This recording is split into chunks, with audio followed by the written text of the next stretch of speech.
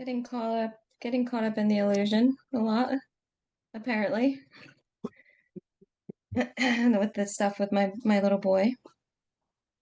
Yeah, I've really been appreciating your posts on Substack. good. What beautiful writings. Yes. Yeah, AI is very clever, isn't it? I really, really liked the one that you wrote about um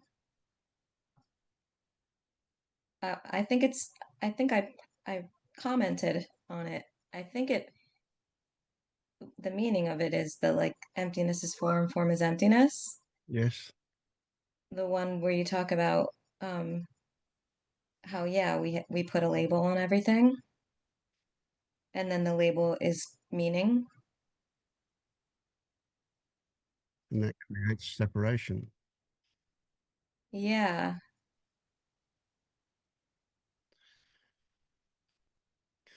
So it, where I imagine you are,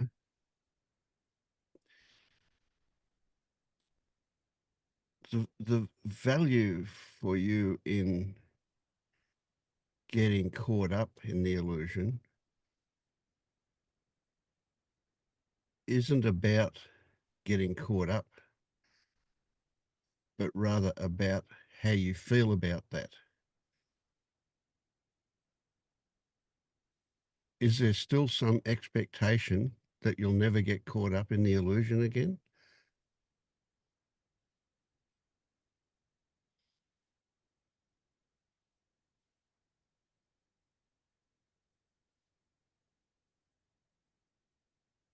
Um yeah, I guess so. I guess so. I guess I don't want to get caught up in the illusion Yeah, well, of because course. it hurts. It That- hurts. yeah, and that's reasonable. But what the hurt is about is not the primary thing. It's not that you get caught up. That's not what causes the hurt. It's the not wanting to get caught up that causes the hurt.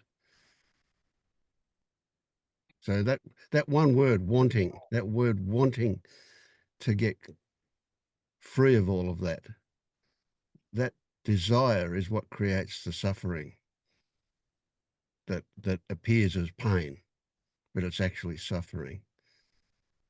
Well, when it's happening,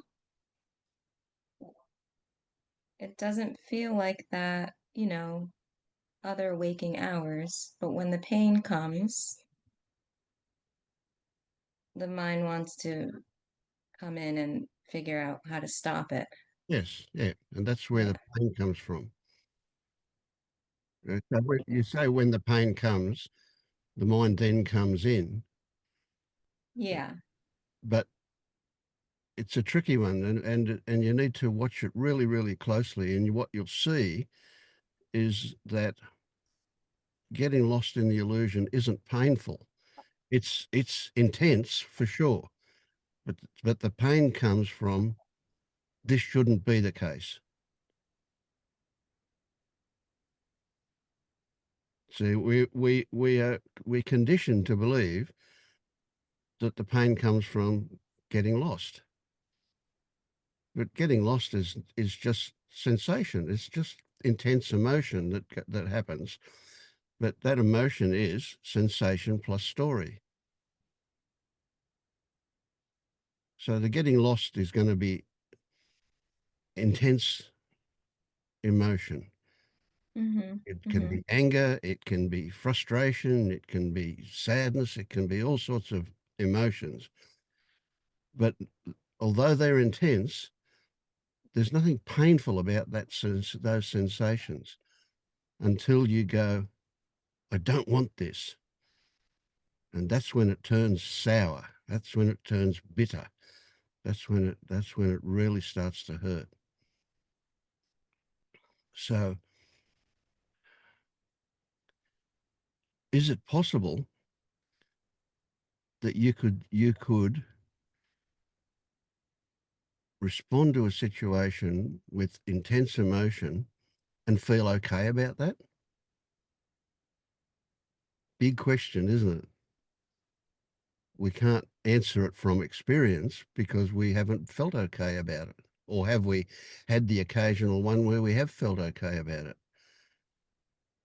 If you have, then immediately opens up possibilities for you. I went for years after waking up where I would still get triggered into the old pattern of intense frustration followed by anger that transmuted into anger. Mhm. And I was saying to myself, it just happened. And I had no suffering from it at all. Well, not quite true. There was a tinge of suffering about what I was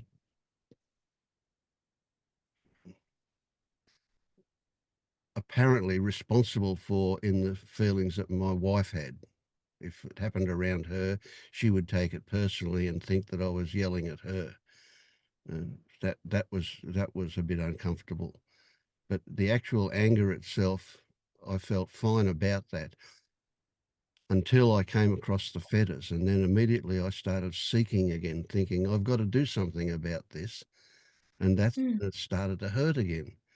It was a really, really clear thing. You know, the moment that I said I shouldn't be doing this, started to, Yeah, yeah.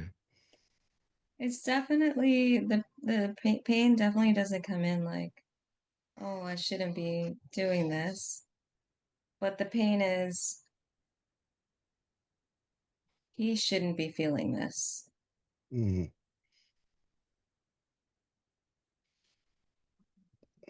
Now, it's perfectly reasonable to have that. I don't want it. You shouldn't be is a bit trickier than I don't want it. Um, it's a morality story, whereas I don't want it is just a clear desire or aversion. But essentially,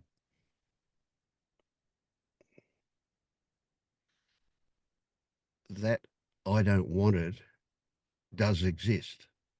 So we don't want to fight that either, because the moment we say that shouldn't be there, we start suffering again. But what we can do is investigate our relationship to that. How do we feel about that? And if that exists, what is there to feel about other than a recognition that it exists? That the I don't want it exists. Yeah, no, I don't want this pain. I don't want this being lost. I don't want what is happening. That it should be different. I want it to be different, whatever the version is that appears. It is what it is, what it is. So whatever turns up is whatever turns up. And you can't change that because it's already turned up. What you can do is imagine that it can be there and you can be an impartial observer of the fact that it's there. And so what I'm suggesting is that how you imagine that can be is that I don't want it exists, but it exists in the background. It's not something you engage with. It is just there. It's not something you have to do anything about. It's not something you Hmm. can do anything about because it's already there. Yeah. So you recognize that you're totally helpless to change what's already happened. And that changes your relationship to it.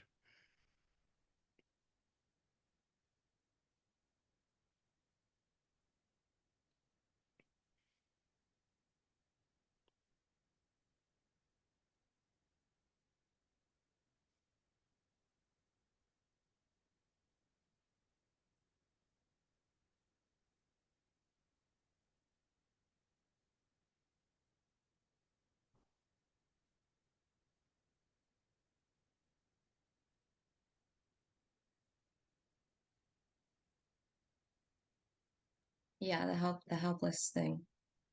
Mm. Helplessness is fine because it's a portal into acceptance.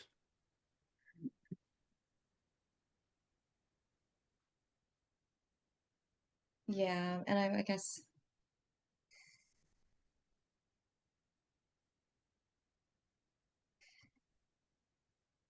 it's just really painful to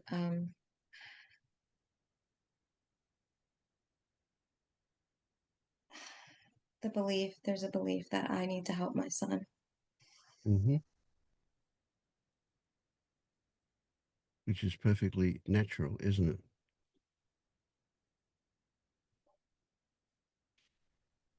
Oh, yeah, it makes me sick to think that I can't help him. Well, you don't know that you can or you can't. One thing that is helping him without realizing it, without him realizing it, and without you realizing it, is that you're a life model. You're an example. So if you can experience this in a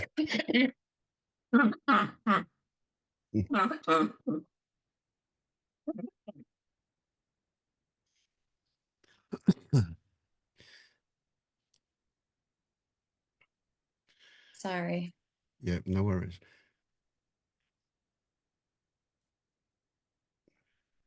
I'm not helpless to help him. I'm just helpless to the situation Yeah, that's already has arisen. That's already arising. yeah.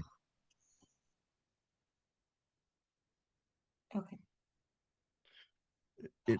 It might also help to appreciate that what appears to have arisen, this situation, has complexity, huge complexity that you cannot really see all of it. Yes, I've learned that from your meetings. That was what led to the first kind of awakening. What because it's so vast that I can't conceive of like, Yeah, I can't conceive of why yep, or of anything really because it's just so vast that my thoughts can't comprehend it. yes. Yes, I've seen that with your help and Does the that others in your carry you meeting. into, does that carry you into a state of acceptance? No, no, not when the pain is happening after, but not when it's no, not when it's happening. I mean, yeah, okay. Are you talking about the past or the future? When what? Well, you just implied that what you experienced in the past is also what you're going to experience in the future. Yes, Now, that's not logical as soon as you look at it, isn't it?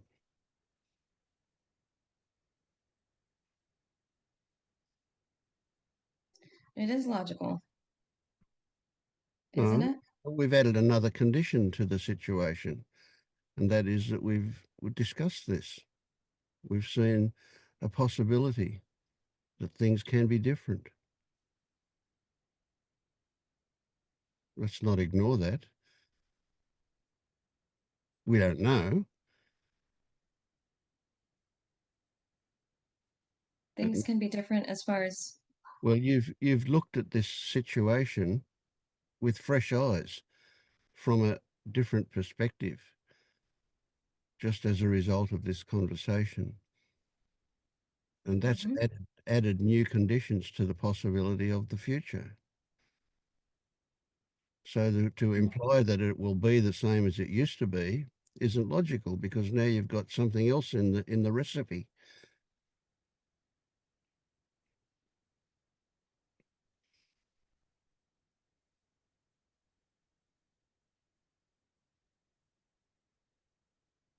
Yes. So now, in a weird way, you could look forward to the next time it happens to see if it's different. And not that you'll ever want to look forward to something like that, but the likelihood of it happening is pretty big, isn't it? Because it's part of your life. So the chances of it turning up again are probably fairly high. But won't it be interesting to see if it happens the same as it always did, or if it happens differently? Hmm. I'd be curious.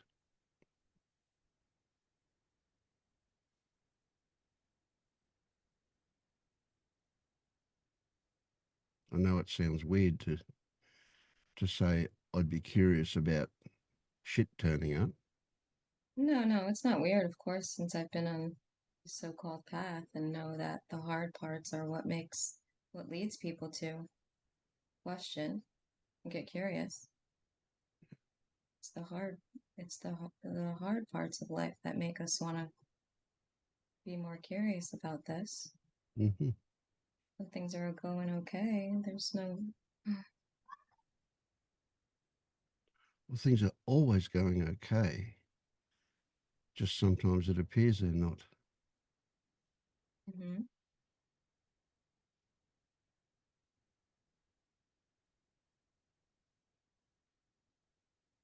Yeah, but yeah, I just still there's just yeah, it's getting back to what the beginning when I was appreciating your writing about how we have put meanings on things. Yeah. Now let's sneak Just into like that too. the meaning, there's a meaning for there's a meaning of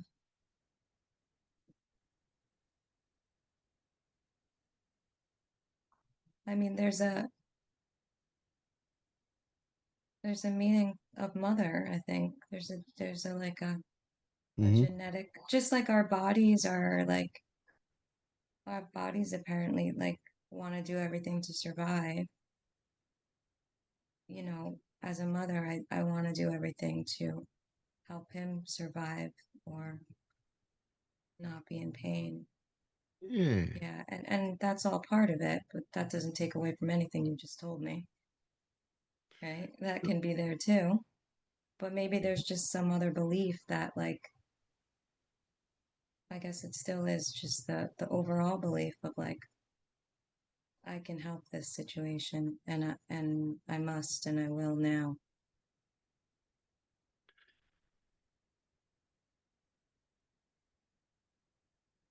when it's happening, of course. Yeah. I'd probably reframe that a little differently, and that is that I imagine that by nature you want good things for everybody in the world, and there's a variation of that which is very specific when it comes to your family, Mm-hmm. and more specific when it comes to your children. Mm-hmm. But it's just a variation of what I would call a fundamental human being, and that is to want good for everything. Mm-hmm. You can overlay the story of mother, but that eliminates a whole lot of aspects that do exist. That is that you're wanting good for everybody.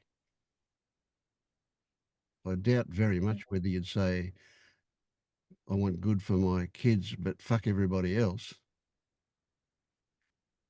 I Well, would, I wouldn't see if I saw my niece, even if I saw my niece in this kind of pain, yeah.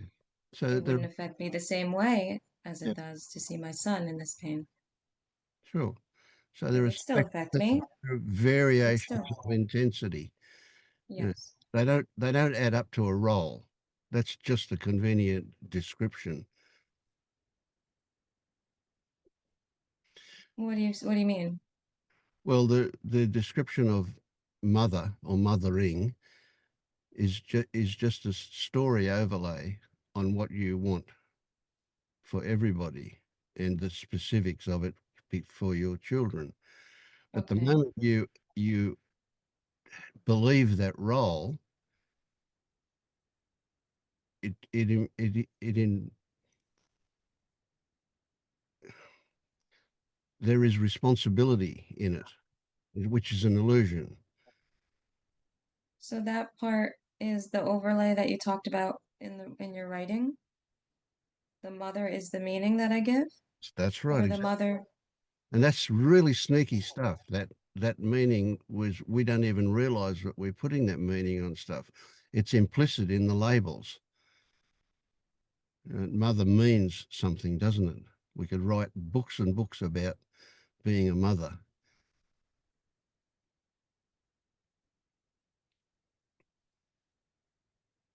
Well,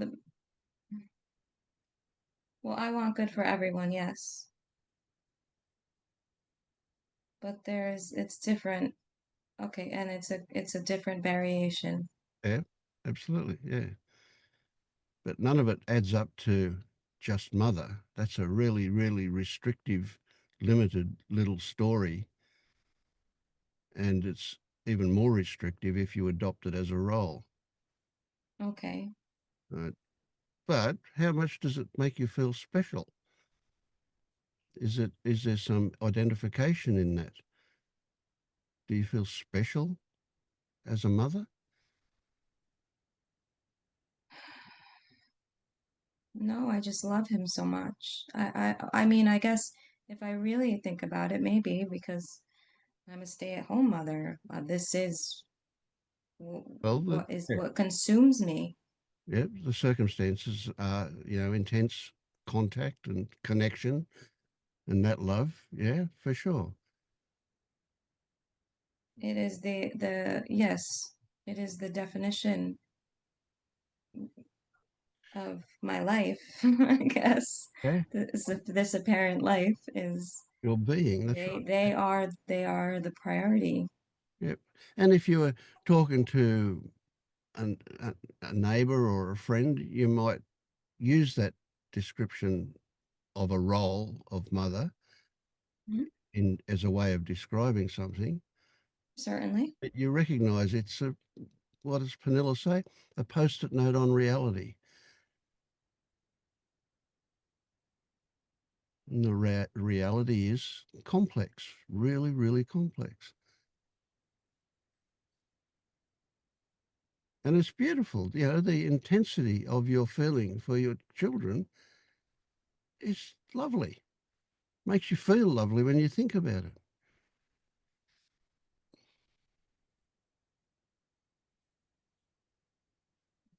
And yet, when it comes to sitting with his pain,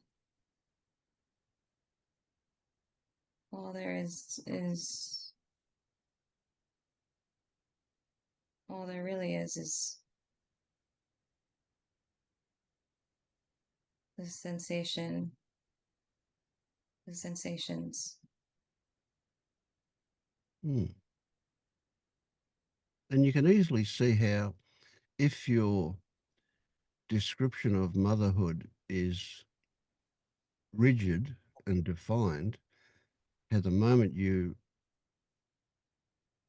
describe what's happening as something that's outside of that, it brings on suffering, Outside of that, outside of your idea of what being a good mother is. That you shouldn't get lost in these stories because that's not a good mother, that's a bad mother. no, it's not that. No, good. It's not getting lost in the stories. It's just the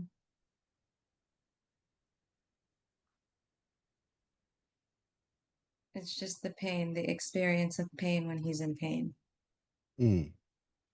It's not, I see when the stories happen, Yeah, good, good. and I'm okay with them happening. But it's just when he's in pain, I'm in pain, and I don't want pain. Sure. Yeah. Yeah. Yeah, Perfect. and that's right. So that's right. This helplessness. Mm.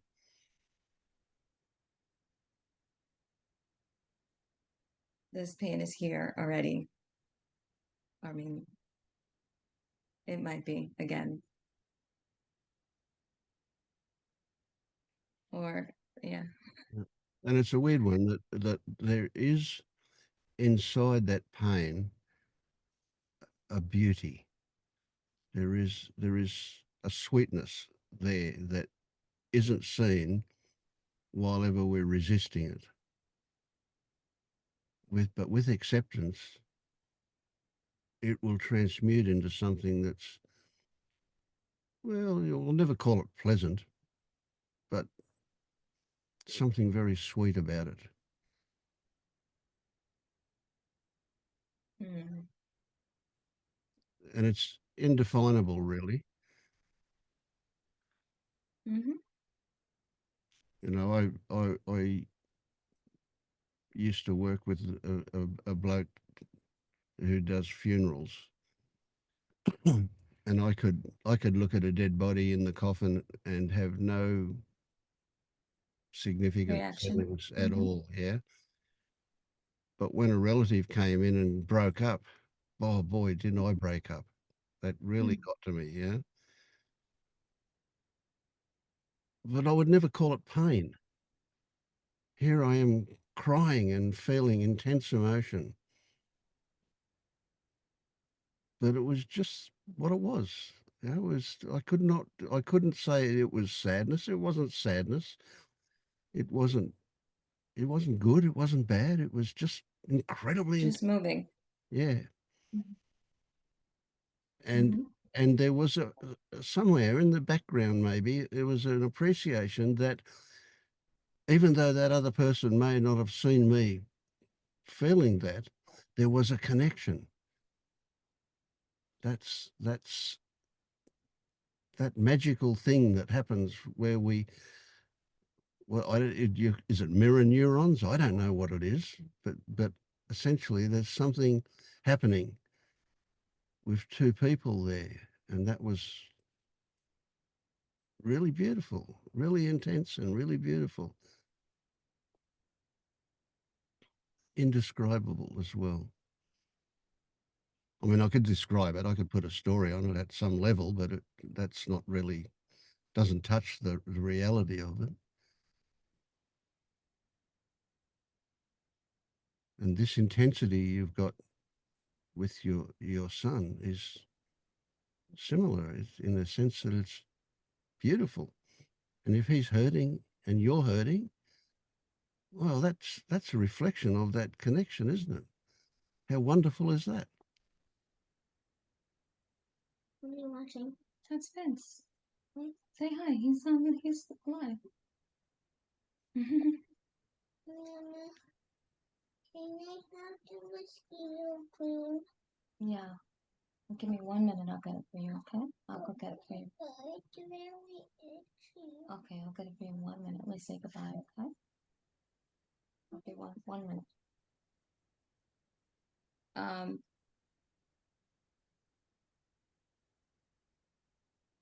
Yeah, that feels different a little bit because it's like, well, I guess it's the same because he's feeling physical pain and I'm feeling emotional pain. Yes. But I guess sensation is sensation. Yeah.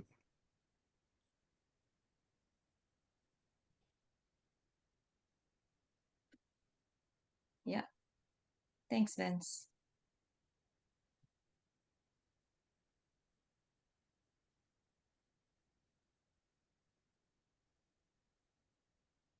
How do I describe my desire for you to not experience that pain? I can't, but I can really appreciate that across the world, through pixels on a screen, there is this wonderful feeling.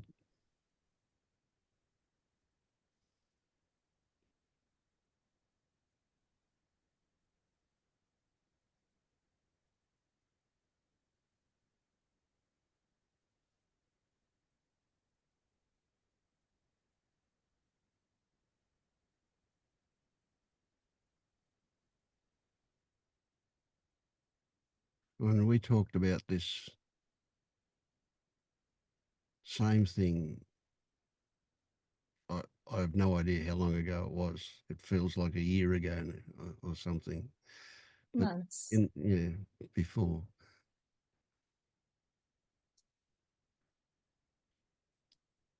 And the good thing to appreciate is that the,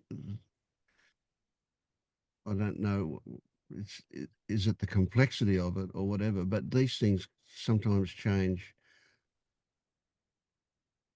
infinitely small increments each time they occur. Each time it happens, it's an opportunity. And it can seem like there's no linear path. It's not a case of now it's this and soon it'll be that. It's going to happen and not happen and happen and not happen. And who knows? Every Hmm. time, every single time it's different. It's never the same, although it Hmm. appears the same at a superficial level. So every time it's an opportunity, and every time you realize it's an opportunity, that's that's going to be the arbiter of change, realizing.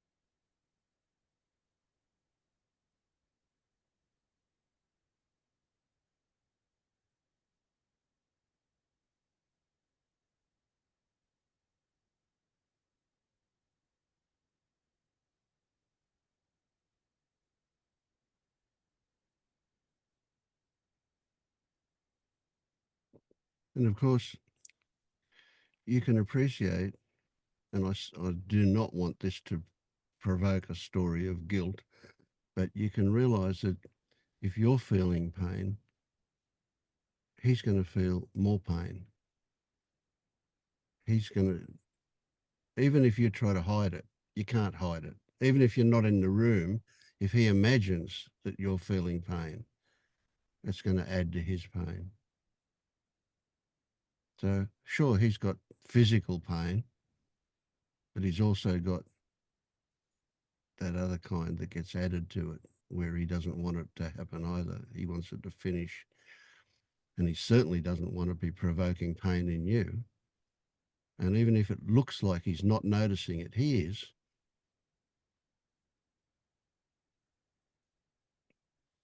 Hmm.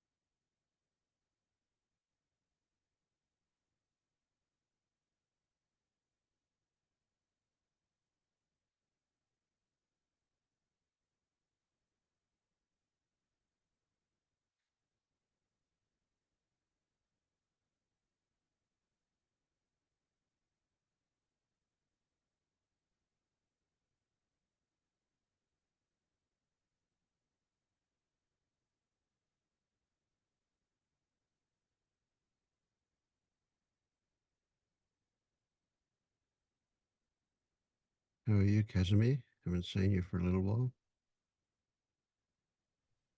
Uh, Good.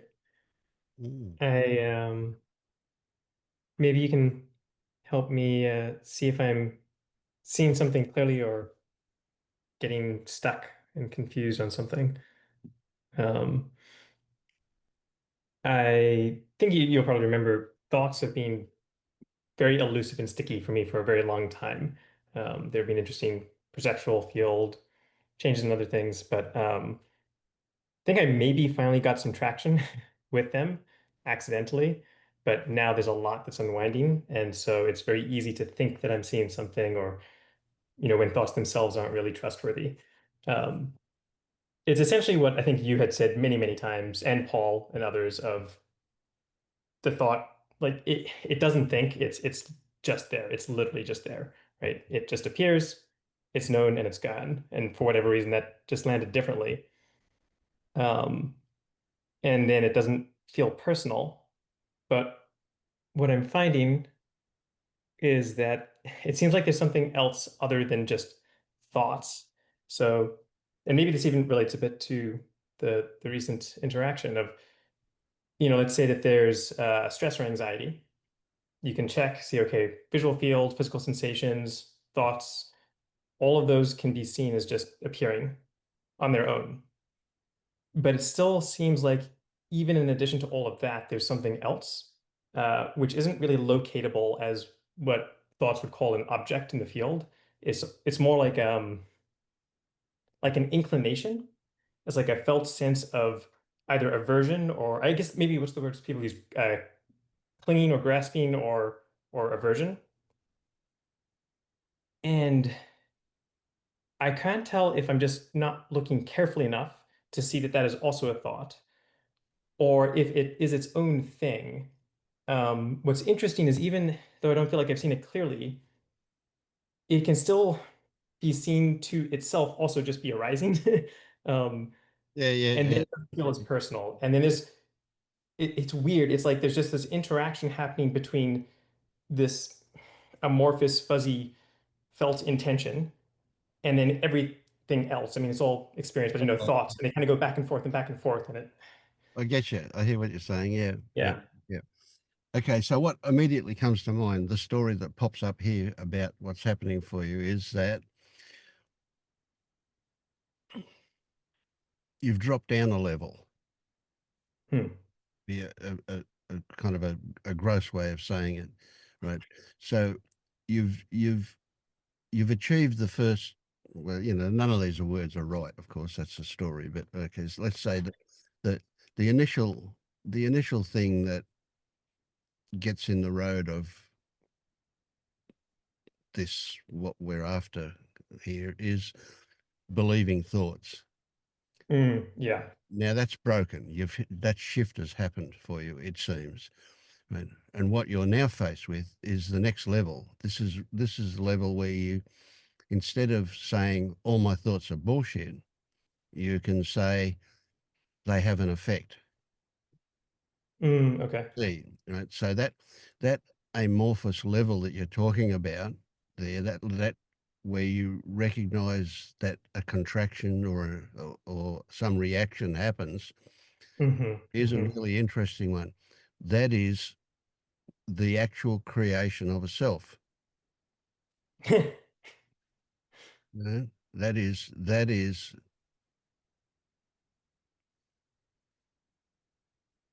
um, shown in the hooks that that require something to hook into. Mm. That something is created, and that's you might call that a self. That is identification. Right? So it is Okay. yeah. It's So, not in so it's not the really. thoughts themselves. It's in your relationship to the thoughts. Yeah. Okay. Okay. Okay. So it's right because this is, and again, I know everyone always warns, oh, try not to form expectations. You can't analyze it, but I definitely thought, or maybe this was happening for a while, that there's identification with the thought itself. And so there's assumption that when it was seen clearly that the thought just appears, that there'd be nothing to identify with. Right. But there's this I forget the word you used already, but yeah, there's this constant evaluation of, do Yeah. we like this thought? Do we not like this thought? Is it good for us? Is it bad? Is it important? Is it not important? And it's it's that sense of judging the thought. That's where identification. Exactly. Exactly. And what Uh, Kahira said earlier is that it's the meaning. It's mhm. the meaning that gets put on the whole process, not the literal meaning of the content of the thought, but the meaning of the fact that a thought appeared. Okay, so then if the thought is clear and the leaning is clear, but it's not super clear. And it may not be, it may not get clear. It doesn't have to get clear. So, okay, we're not interested in what the thought's about. Right, That's the initial thing that you've right. broken. As soon as I feel like I am, then I know that it's cooked. Yeah, yeah. So the content of the thought is irrelevant. It's the fact that Yeah. a thought occurred. Who does it occur to, or where does it occur from? That's Hmm. that's the bit that we're interested in. That's the bit where we're actually creating something because there's a meaning in it. The meaning Hmm. is that it has to apply to somebody or something. Oh, yeah, you're right. Okay. It feels to varying degrees, depends on the thought, but it feels like it's got some importance. But you're right, that only that implies that there's got to be someone for whom it's meaningful, Yes, right? yes, exactly. And I that someone see. doesn't exist until a thought turns up. And the moment the thought turns up, we give it something to hook onto, kind of. Yeah, but it's the leaning can still be there even when there are no thoughts. Like if there's a gap, there's still, I Yeah, guess you would say, the sense of the one who is waiting to see what the next thought is, or and yeah, there can be thoughts about that, right? I can verbalize that intention in the thought stream and see that those are thoughts. But those thoughts that get generated about the leaning, it doesn't seem like those are the same thing as the actual that's right. leaning. Yeah, they're not. Yeah. They're not Okay. nothing to do with the meaning. They're just who's having the thought. And there's nobody until a thought occurs, and then we say, ah, well, this must be happening to Kazim. Hmm. And there's the identification. But it's not identification that exists. This is a big part. This is a big one. It's not the identification that exists until that happens. It's when that happens, it gets created. So that's a tricky one. Okay. So can there be in any moment when there is not a thought, but No there is maybe a felt identification. sense of intention? There's no thought, there's no identification.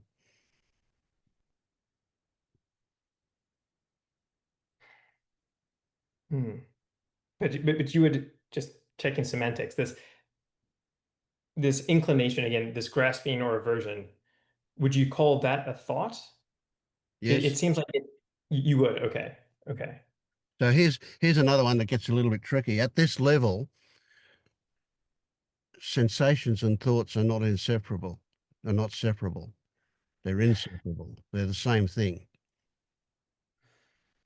Don't worry. Don't worry too much about that. It's a bit complex. It's again, it's something that needs to be discovered, not something you can intellectualize about.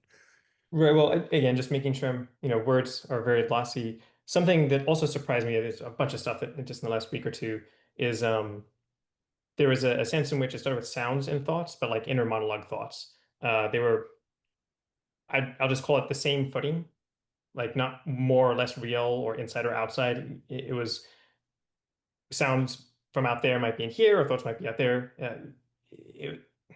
Is that what you mean when you say thoughts and sensations as well, or do you mean something else?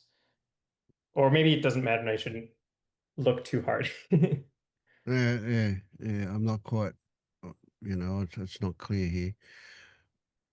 One thing you just said that provoked a story here is about it's it's possible to hear a sound or any sense input, but a sound is a good one to use, Mm. without labeling it. Yeah, okay, no, I think I see. I can be a bit more specific of so I was just out on a walk outside, which I do as often as I can, and I was listening to music with noise suppressing headphones, without the like stereo, I wasn't trying to put the sound in a certain place. And so it subjectively felt like the sound was occurring right here in the middle of where my head should be. Um, and then I was doing maybe what you were describing of attention was just absorbing into the sound itself. But then a song came on that I knew the lyrics to. And so I, in my mind, automatically started like the thoughts went along with the lyrics. But then there was a moment at which I actually couldn't tell, am I thinking the lyrics or the lyrics being heard? Or, where does my thinking end and the sound start? And then a weird thing happened for a moment where actually there was a different song with lyrics I don't know, but the story started being generated about why I said what the lyrics said. It's like the explainer apparatus mistook the song to actually be my thoughts, and it felt like, oh, I need to explain why I'm saying that. So that's the context in which I mean it. I'm not sure if Hmm. that makes sense. Yeah, well, that's the area for you to play around in, Okay. that thing. Yeah. So it's not like you have any control over whether or not a thought occurs. You know that the thoughts, they're just there, right? They just turn up. Yep. So you hear a sound, let's say it's the sound of the music. Yeah, well, it's a bit too complex. Let's say it's the sound of a bird. Right? So, Hmm. so there's a bird song.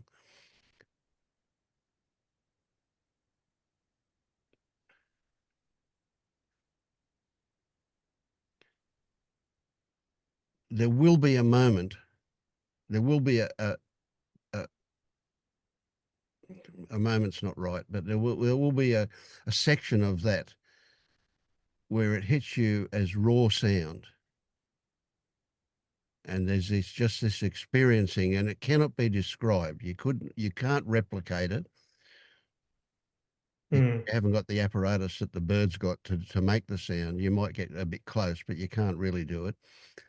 But there is that moment where that's just a raw sound that you experience. Now you can't even say that you heard that. The experience Yeah. is way beyond just hearing. Yeah. It can. Well, again, I don't know if it's the same thing, but it's like the sound exists into itself. It's like um, there's the label of the sound. Let's stick with the bird song. So I could say, bird song. I could imagine the bird that's singing it. I could imagine all of these things. But then there's the sense of the sound that would be there whether or not I'm trying to perceive it. Like it's hearing itself. It's Well, well, here's a different way to put it that you will need to discover next time hmm, the opportunity arises, and that is that you will feel the sound, hmm, and if okay. and then beyond that, you will be the sound. Okay, that has not happened yet. Right. Well, it will.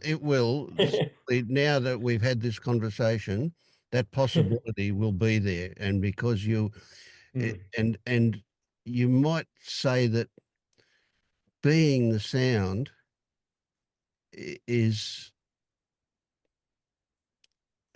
so. If you're going to be aware of that, you're going to interrupt it the moment you're aware of it, because the moment you're aware of it, you'll put a story on it, you'll put a meaning, hmm, hmm, and there will be hmm, identification again. But there will be that fraction of a second that you will remember where that wasn't happening, where you hmm, were just simply were the sound, right? hmm, It might um, seem like it's you feeling the sound, but you'll also recognize from memory that you were the sound. That back there hmm. in that moment, there were no thoughts about it. There was no origin of it. Right. It was just everything. Just pure Yeah. experience. Yeah. And then Hmm. immediately mind will run in and apply all sorts of stories and say, well, it happened to me. Isn't that great? You know, da, da, da, dum. Yeah. Yeah. Yeah. Yeah, that's one of the other funny things though is, and it's still there's so much automatic reactivity that I'm guessing will shift, but maybe it won't. But those thoughts, right? Oh, it's me, it's mine. I thought part of the goal was to get rid of them or like that they were bad. It's like, but they're just No, they just it doesn't matter. yeah, But absolutely. It doesn't matter. You but can't that's do what anything about them. Yeah. Yeah. They will change, but yeah, having a goal there, no, that's a waste of space. Yeah. but okay.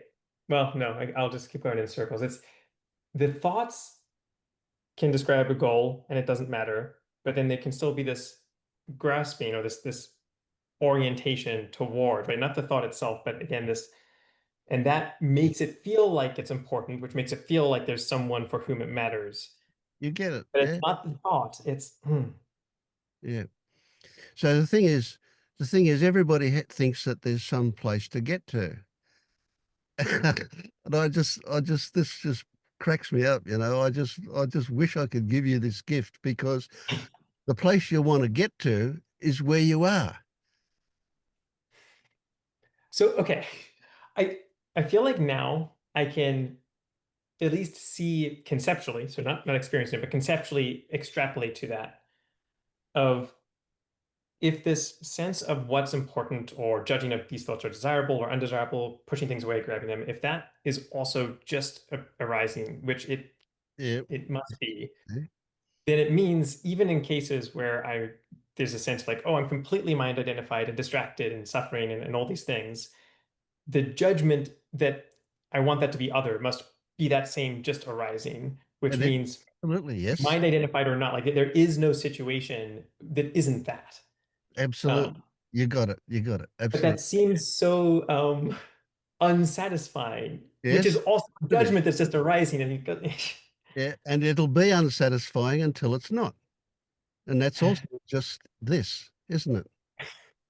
yeah, right. It's all, it has to be It's all a just this. paradox. It's a paradox. It's the, you know, it's only when you accept the shit that it's not shit. But and even I know it's unavoidable given language, but even there, it's not really that I'm actively doing accepting of it. It's more that I'm seeing that sense of accepting it or not accepting it was not made by a me. It just happened. Yes, Like you exactly. don't even need to accept things. You just need to see that the accepting or not accepting isn't your doing. Yeah. Um, uh, So this whole thing is just so complex and there's so much to it and it's so simple at the same time. Right? Where if so nothing I say is right. It can't be right.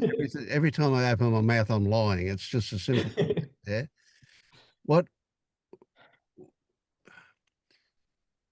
it's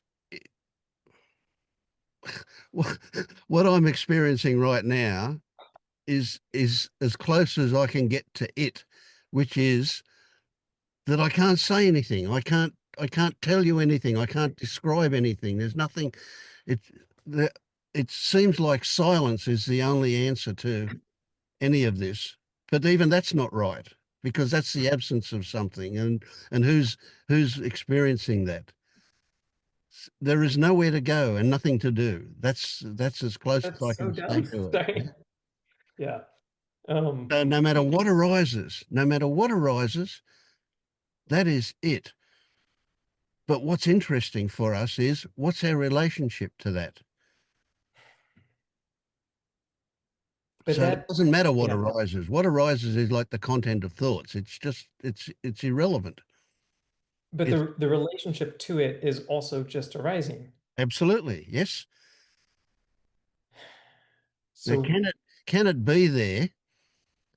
Is it's kind of like a step in the right direction or facing the right direction might be that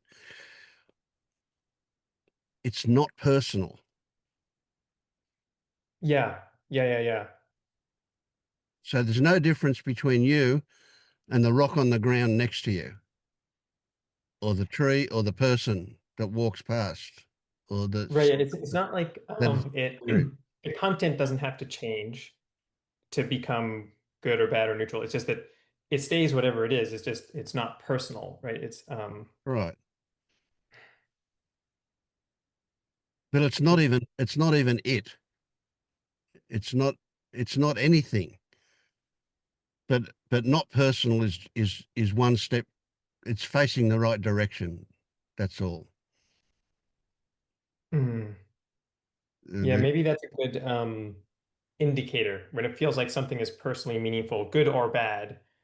Something has slipped under the radar, right? yes. It's something is directing attention, which is preventing attention from seeing it as being Yeah. the self-arising thing directing attention. Yeah. Yeah. Yeah. Okay. And then we can shift into a more productive mode where it says whatever turns up is great. It's perfect. It's an opportunity. Hmm. Whatever it is, however we Yeah. describe it. And if we particularly notice the way we're describing it, then the flavor of that description is what it's about.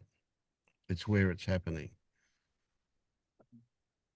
Yeah, I think that's a good framing. Because otherwise there can be a bit of a scary sense of seeing too clearly how the selection of goals or of what is important to be doing, seeing that that is just arising, it hasn't hit hard, but I can feel like there's a sense of, but then no one is in control.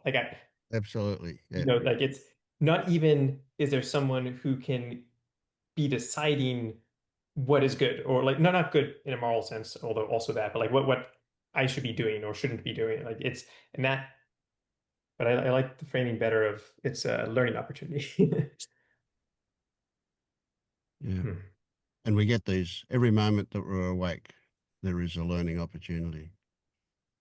Yeah, actually, that's one nice, really nice thing about this is literally every moment this can be looked for, at least if not seen, right? For months, years, I don't know, felt like either there's clarity or there's not clarity, right? And it's only those moments when there's clarity that useful work can be done. This is almost the opposite. Like when it seems like there isn't clarity, okay, look at what's saying that that's not okay, or there should be, or like yeah. Yeah. So every moment. Yeah. Hmm. And so it also, you can go, well, is it clear that there's not clarity?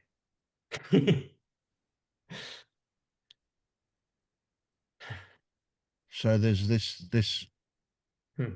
hall of mirrors thing. Hmm. Yeah. Yeah, it's very easy to tie up knots, but then the knot doesn't matter. Yeah. Casimir, what Vince is saying and what's giving you trouble is what Vince is saying is the leave non-duality out of it. Let's stick with the dual model, subject object. Okay. In a way, what Vince is pointing to is the subject doesn't arise until the object arises. There can't be a subject without the object. And for every object, there is a subject. But there's no continuing subject. There are 1,000 yous. Let me give you an example. When you talk Mm. to a brother, he sees you as one person. That is Casimir as that identity. If you speak to a sister, she sees you in a different way, and they would describe you differently to people. There's a different self there. The Casimir self for the sister is individual to the sister in a way. The Casimir to the brother is Casimir. To every person, there is a Casimir. Every person is an object. Every thought is an object. Every sensation is an object. And for every object, there is a particular sensation Ah, that comes to it. There's only a sense of continuation because of what we call memory, but there is no continuing subject.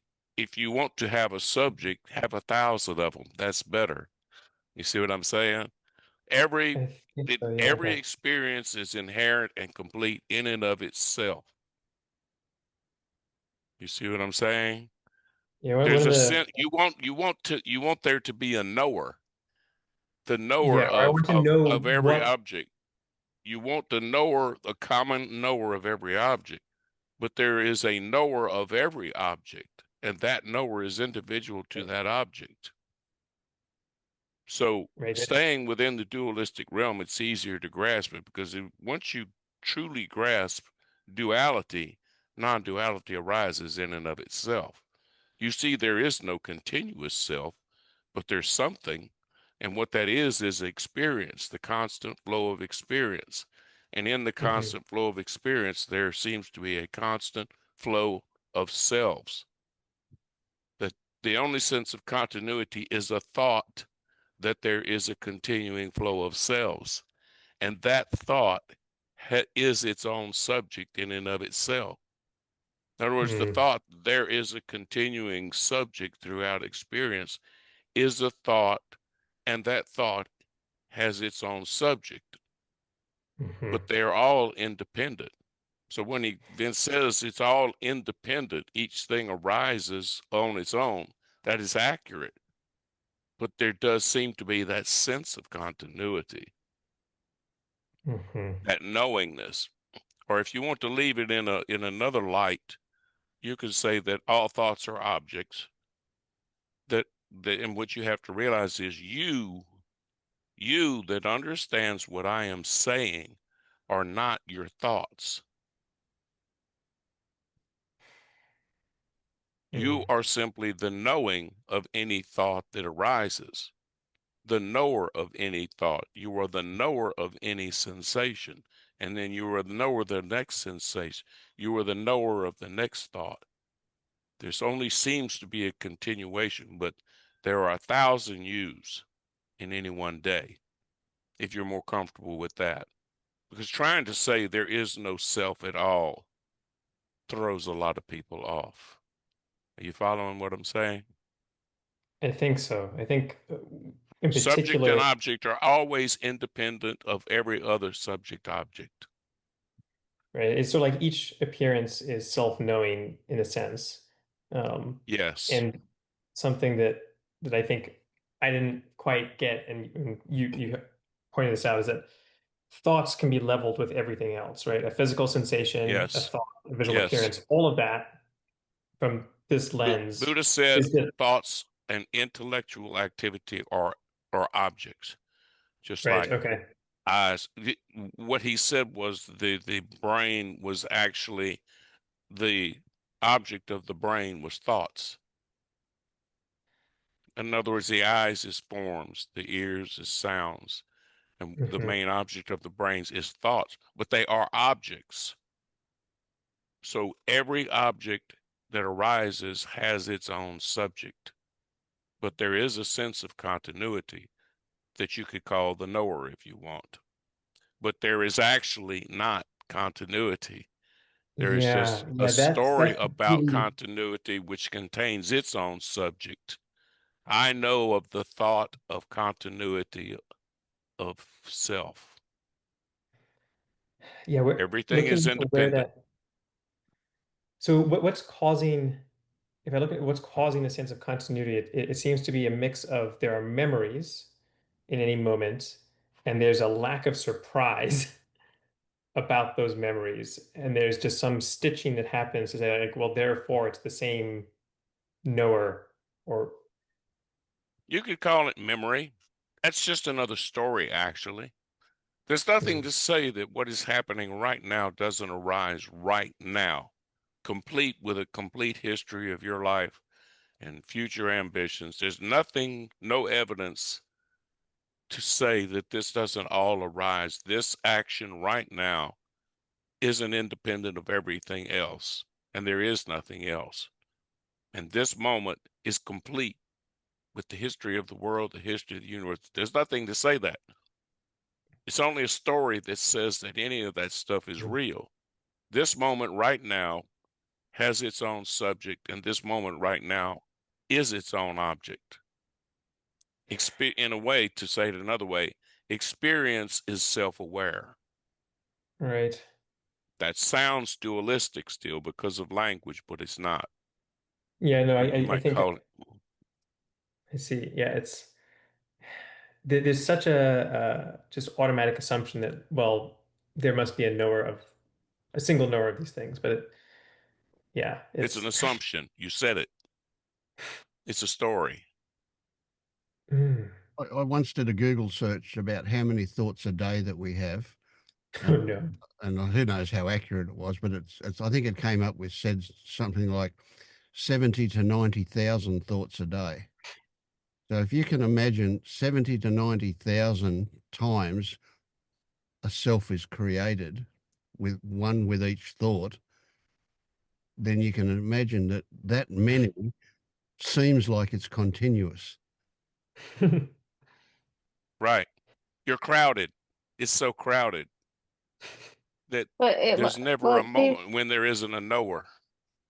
he was saying, well, you were saying, Paul, too, that I think it's subtle that not only are there 90 thoughts, but the thought, tree, when I look out the window, is so quick and subtle that even that's a thought. Yes. Or just anything that I look at and know that that object to this Yeah. subject, that's also the underlying thought, the underlying what seems to be the And original thought it before all the contains its others. own it contains its own subject, that which knows of it. And that's not dualistic. Tree and knowing of tree are inherently one thing, one experience. Mm. The fact that there are many crowded together, 70 or 90,000 a day, can produce the illusion of continuity. But continuity is a story that happens right now. Right now, there's a story. Well, there is such a thing as continuity. Okay, that's gone. There's just now, with no story of continuity. Now there's a story of continuity again since I talked about it. That's gone. There's no such thing as continuity. It's story after story appearing, thought after thought appearing, object after object appearing. It's just a continuous flow of experience. And even saying it's continuous can be another story. Yeah, Yeah, even like a waterfall or like a blooming flower. That one of those images of the flower just keeping opening and opening and opening. And every phase of the opening knows of itself. and what we have to do, this is a bit really weird one. What we have to do is we have to snapshot. We have to do a screenshot of any moment and freeze it, which is totally artificial. It's because it can't be done that way. We just do it in memory, if you like. We do it with this camera that we are. We snapshot and freeze frame this moment and then talk about it like it exists as something. But in fact, Mm. it's like the flower opening is a beautiful one, but the reality is the movement that you can't see, the movement of the grass growing. It's not the grass itself. It's not where it is now and where it is in a moment from now. That infinitely small amount of movement that can't be perceived is what the reality is. The other thing is an artificial snapshot that says, oh, it's this or it's that. Which is Yeah, and then you look at independent the in and snapshot. of itself. That snapshot is completely independent. It is its own object, and it is knowing of itself. Speaking still in a kind of a dualistic sense, but it's not dualistic. The knowing and the known are one thing. Hmm.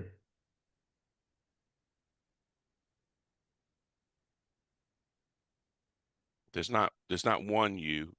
There's 1,000 or 10,000 or 100,000.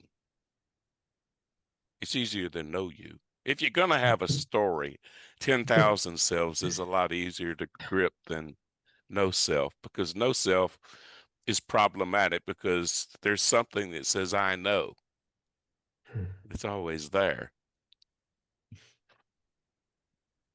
Hmm.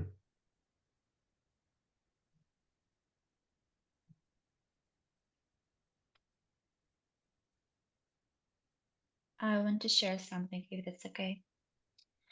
Like it's unrelated to Casimir, what you've been saying. So Sure, sure. can we move on? Absolutely. Okay, good. So I need to say like about something that happened yesterday, then I'll tie it to how I feel now, and I'll still talk about yesterday because it's important to understand what's happening now. So yesterday I had this like realization of what's my life story in its entirety is. Like I saw kind of like a personal myth or something, like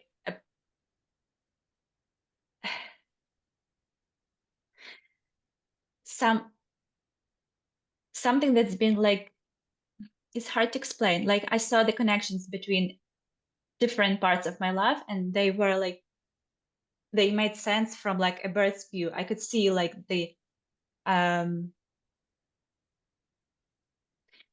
like it's kind of difficult to explain because it might sound like very metaphorical and like not real, but I could feel like it was a felt sense that my life was like trying to reach something good, like reach the light, reach like something like good basically, and avoid something dark, avoid something scary. So it sounds really, really simple, but it was actually like a huge thing for me because I could see in every little moment and in every large, like very earth-shattering moments how it played out. So I could see like how this like pull towards something good and fear of something bad, and at the same time, as I was afraid of something bad, it was always like coming up. It's like the shadow that I couldn't have avoided. Yeah, and it was like my whole life since I've been remembering myself, it was the same thing. It was like just like going there, escaping this, not being able to escape this. So again, it's like very personal. So it felt very important for me yesterday. And then I was like lying in bed before I went to sleep, and I was like thinking, uh, where is this like whole story of my life? Where is this like personal myth? Like where is this like huge thing that I just realized? Because it's like it was so important in the moment when I kind of like looked at all this life experiences, and I thought, oh my gosh, I'm gonna share it at the Zoom. I'm gonna show how cool, how this like the coolest thing, that how my story is intertwined and how everything comes together. But then when I was lying in bed, I saw that it's like it's not here. It's just like this huge thing that I thought I could understand myself. It just disappeared, and I couldn't like there was nothing to grasp. And it's also like I thought of Marius because like it was important for me to like see him and talk to him last time. And I think it was like one of the last steps. Maybe there would be some more steps like forward. I don't know, but it was kind of like the last step to see how this all works, how this like fear and like longing and like back and forth, how it manifests itself, for lack of a better word. And yeah, like I came full circle and saw how the same thing was always there, like it's in my life. Anyway, yeah, what I'm leading to is right now, like I don't find anything important as like yesterday it was like super important, and now I feel like my whole life it just like yeah, bunch of stuff that I kind of like yesterday tied together, and it felt really good to tie it all together, but it just kind of like crumbled at the same time, maybe because I kind of felt that okay, I get it. There is nothing else to do. There is nothing like I don't need to perpetuate this cycle or whatever. I can just like relax, because it's like it's not real like the story. It's like yeah, yesterday night I just couldn't see it, couldn't find it, so it's not there. I was just taking a walk today and like looking at the trees and birds, and I was like, what I'm gonna do now? Like it's just like so weird to not have this like overarching need to do something, this like aversion and longing for something is, I mean, there are still things that I like and I don't like, of course, but it's just like natural. They arise and they go down. But the story that kind of like made them all meaningful is kind of not there. Yeah, and another thing that I noticed, like today I was with my family. Today, because like today it's like Sunday still, like anyway, like I'm in a different time zone. So I was in my family and my mother was arguing with my father, and usually I would side with my father. I would like take his side. But today it was like I could just couldn't feel the hook that tied me to like this conversation that made me kind of like triggered or whatever. I just sat there and like watched them arguing, and then they stopped arguing, then we started talking again. So it was just like, yeah, it was kind of refreshing because I didn't need to get involved. It didn't matter as it used to matter. Yeah, it was a very long way to explain that I kind of like lost the meaning that I have put into myself before, something like that.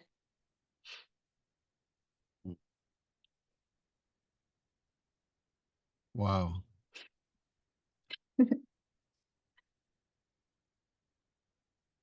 What pops up here is that this new world that you've discovered is going to take some exploring. You know, you have a different lens to view everything through now. And it won't require explanation. It'll just be observation.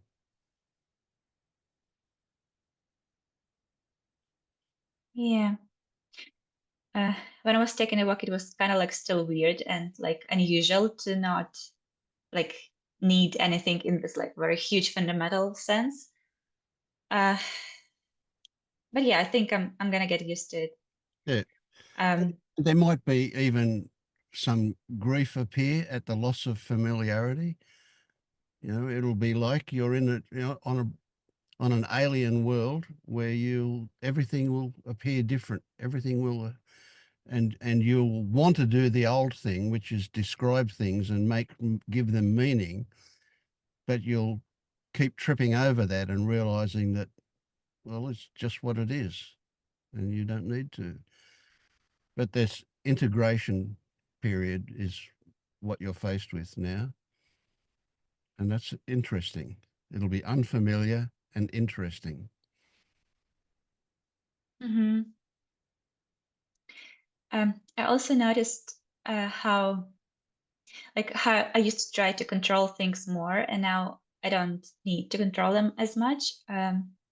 Like I used to have this like very deeply ingrained habit of writing down thoughts that I found important, like some quotes or something that I thought, and I thought, oh, this is such a good thought and such a good idea. I need to write it down, like on my phone.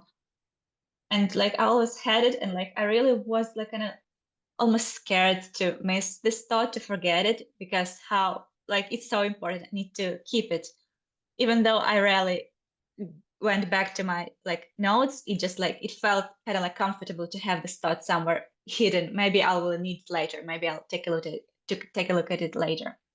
And today I've been noticing how like there is like, yeah, I was walking and some cool thought appeared, and I was like, oh, it would be good to write it down. But then like, do I need to like really? Do I need to like listen to this thing that kind of like tries to save this thought for later? Yeah. That I makes was you like, I special. felt, yeah, that I could share with others or something. Mm. You mean the thought makes me special?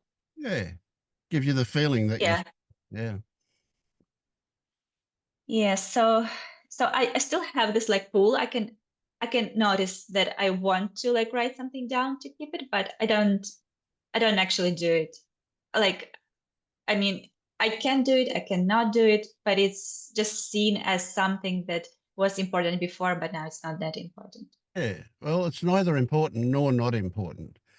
So if it feels like it's important and you say, well, now it's not important, that makes it important. Right? So it's just what it is. And isn't that interesting what it is? This is the most productive attitude. Isn't it interesting? Everything is just interesting. Isn't it interesting? I'm curious. I don't need an answer. I Yeah. don't need to know anything, but it's interesting. The question is interesting. Mm. Yeah, I think I had this idea that if I stop writing down thoughts, then I would be kind of like more free from them or whatever. But I can see now this was just like an opposite Isn't way it of like the swing went to the the opposite same direction. I thing? was Yeah. like, okay, Yeah. yeah. Yeah, Yeah. I was like, yeah, I don't need to write that down. And I kind of like forced myself not to write them down, but then I can just like say whatever. If it writes itself down, then it will be written. If not, then it won't be. So yeah, it's easier to see it this way. Yeah. It's interesting. We think writing it down and then not writing it down is the opposite of writing it down, but it isn't. It's the same thing. Yeah. Yeah. Not even thinking about it is the opposite, if you like. You know, for a Um, non-issue, a non-issue is where it happens.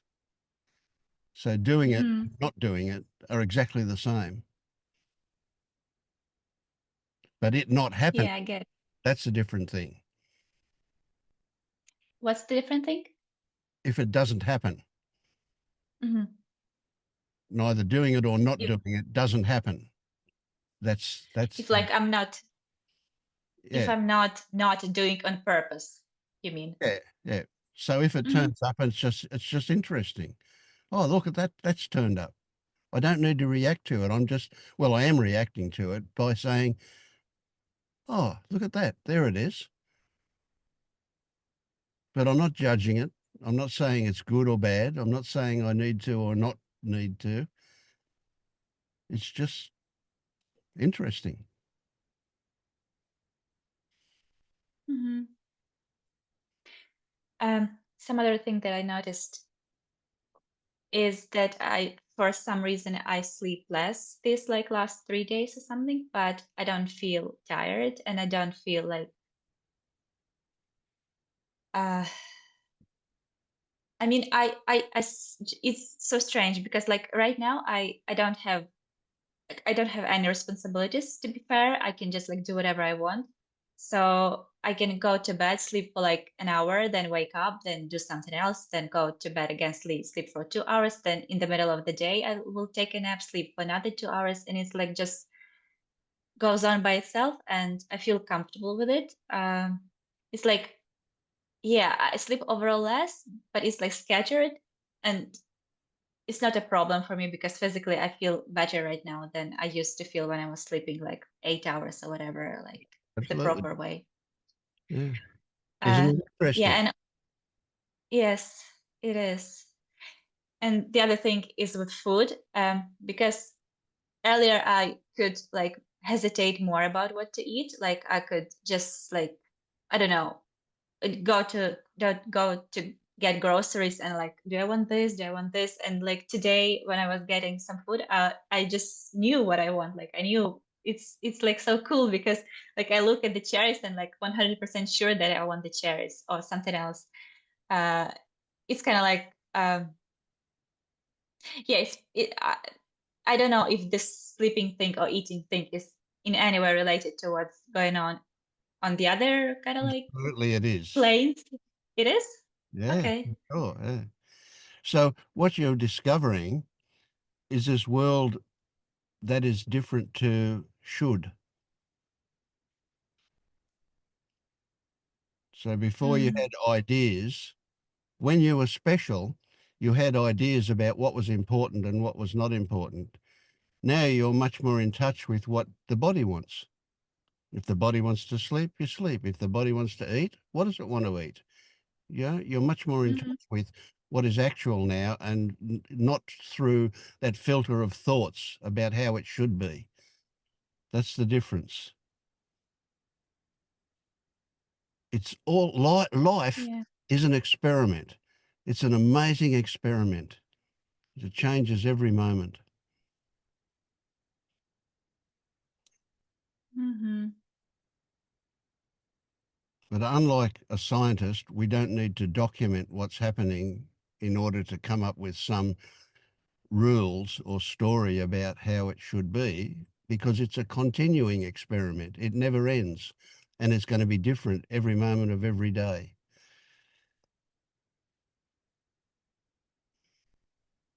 Yeah. Yeah, and I get this like attitude of curiosity that it's very like I don't know, fertile or something. Just like when I'm curious about things, they kind of like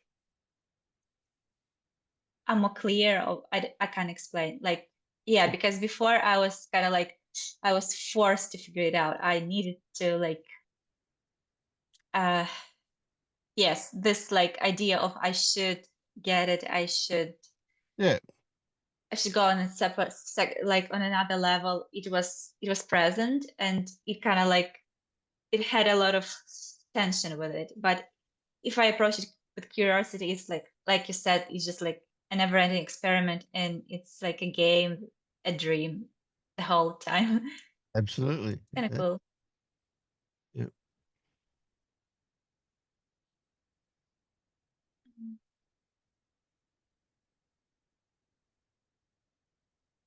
There's still like this residual, I guess, I don't know.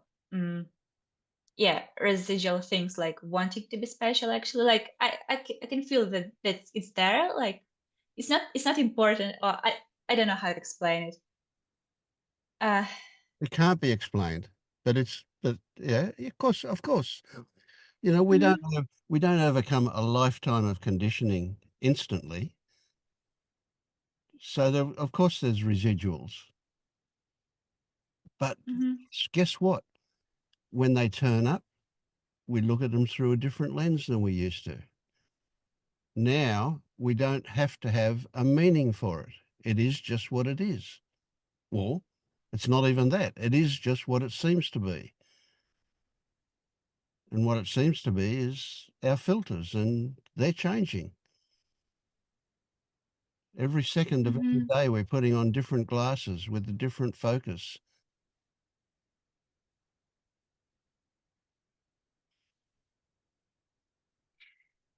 So I guess my filter is kind of like clearer now. It's not super clear. It's not like transparent because I still have my kind of like perspective or something, Yep, yep, but it's clearer. Yeah.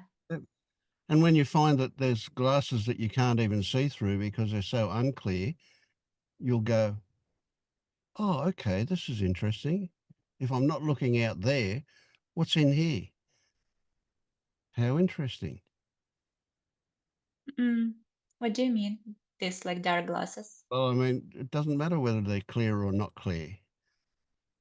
They're just different experiences. Not clear is different experience. Just as interesting, just as productive. Mm. There's no good or bad, right or wrong. They're just stories we overlay. There is just what there is. And we don't know what that is. We just know our interpretation of that. And because we know it's our interpretation, how can we judge it? It's just what it is. We don't know. It's just interesting. Always just interesting.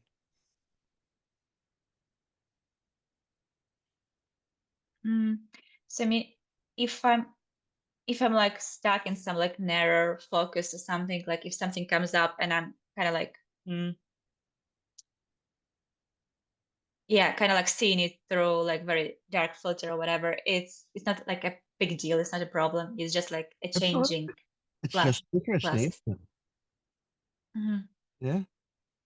So if you can't look out, look in. If you can't look anywhere, feel. Yeah, that I can do. I feel I can do.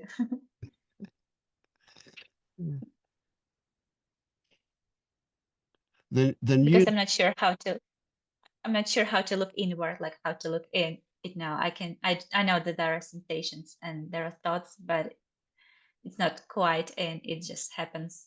Sure, yeah, but that will happen. You know, you're so used to looking way ahead for this place that you felt you should get to, right? But now it's time to appreciate the sensation of your foot landing on the ground for each step, and stop looking down the path a mile ahead.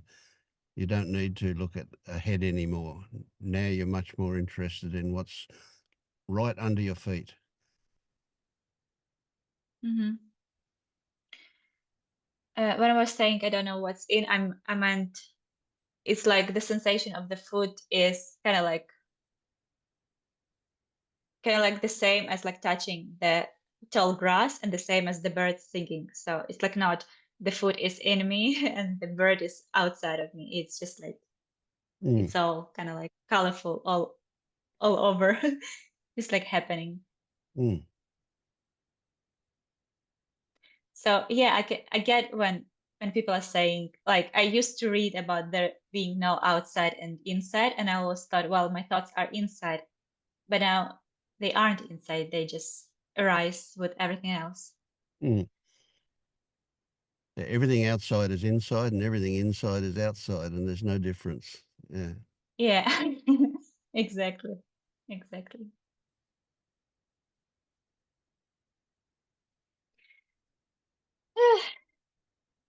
I can also say that I'm pretty happy that I feel that my kind of like shadow work or whatever, it's been going on forever since like a very long time, and I don't need to go into as much shit as I used to, like because I heard that people can have like very prolonged experiences of like having to face their fears. Oh, I don't know. Well, I don't know what people are doing. I just have this feeling that I don't have to suffer as I used to.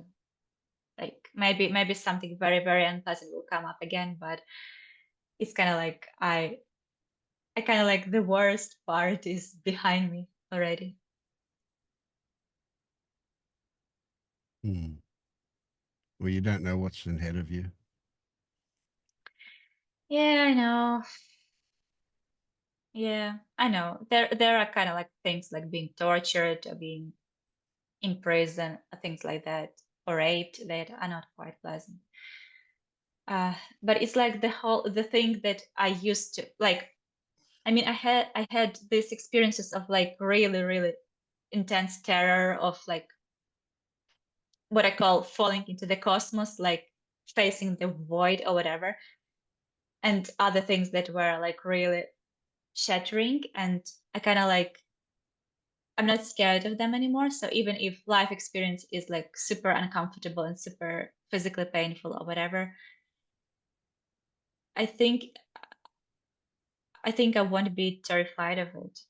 At least it seems so. At least now. Anything is possible, but what you're experiencing now is just everything, and you can't define it. You can just sink into it.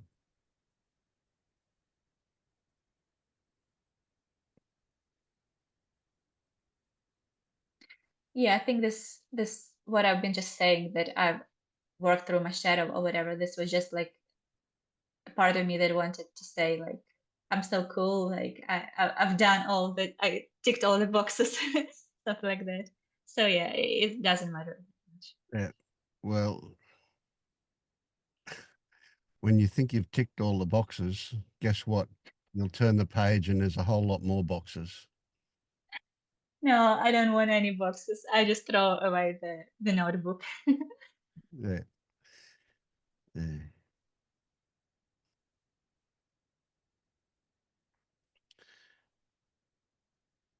A good way to look at it is life will offer you whatever it is you need at any moment. So no matter what comes up, it's appropriate. Yeah. But it sounds like you're in a good place. I like what I hear about where you are. And it just the novelty of it, the newness of it is exciting. I can remember that feeling of excitement that I had once. Now it's just ordinary. But I But it's feel, like, yeah, talking to you, I feel some of that excitement again. It's great. Mm. I mean, it is exciting, but also like I just saw when I was falling asleep that the story is nowhere to be found. Like, I mean, Yeah, nothing really happened at all. Like, I just noticed that the story doesn't matter, and that's it. yeah, yeah. So, But you and now reacted it's to that, didn't you? sorry. You reacted to that. Didn't you feel great when you saw that it doesn't matter?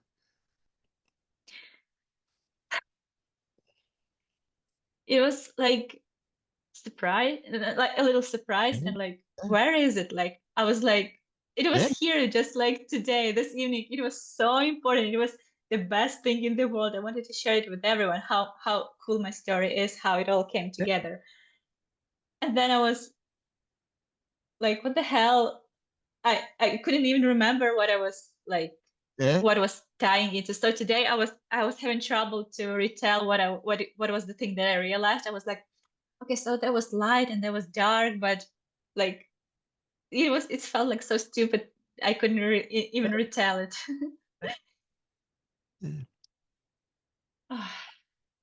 And I could overlay a story on that and say that the reason it was difficult for you too was because it was a direct experience that you had, and there wasn't a whole lot of stories that you could use to put into memory.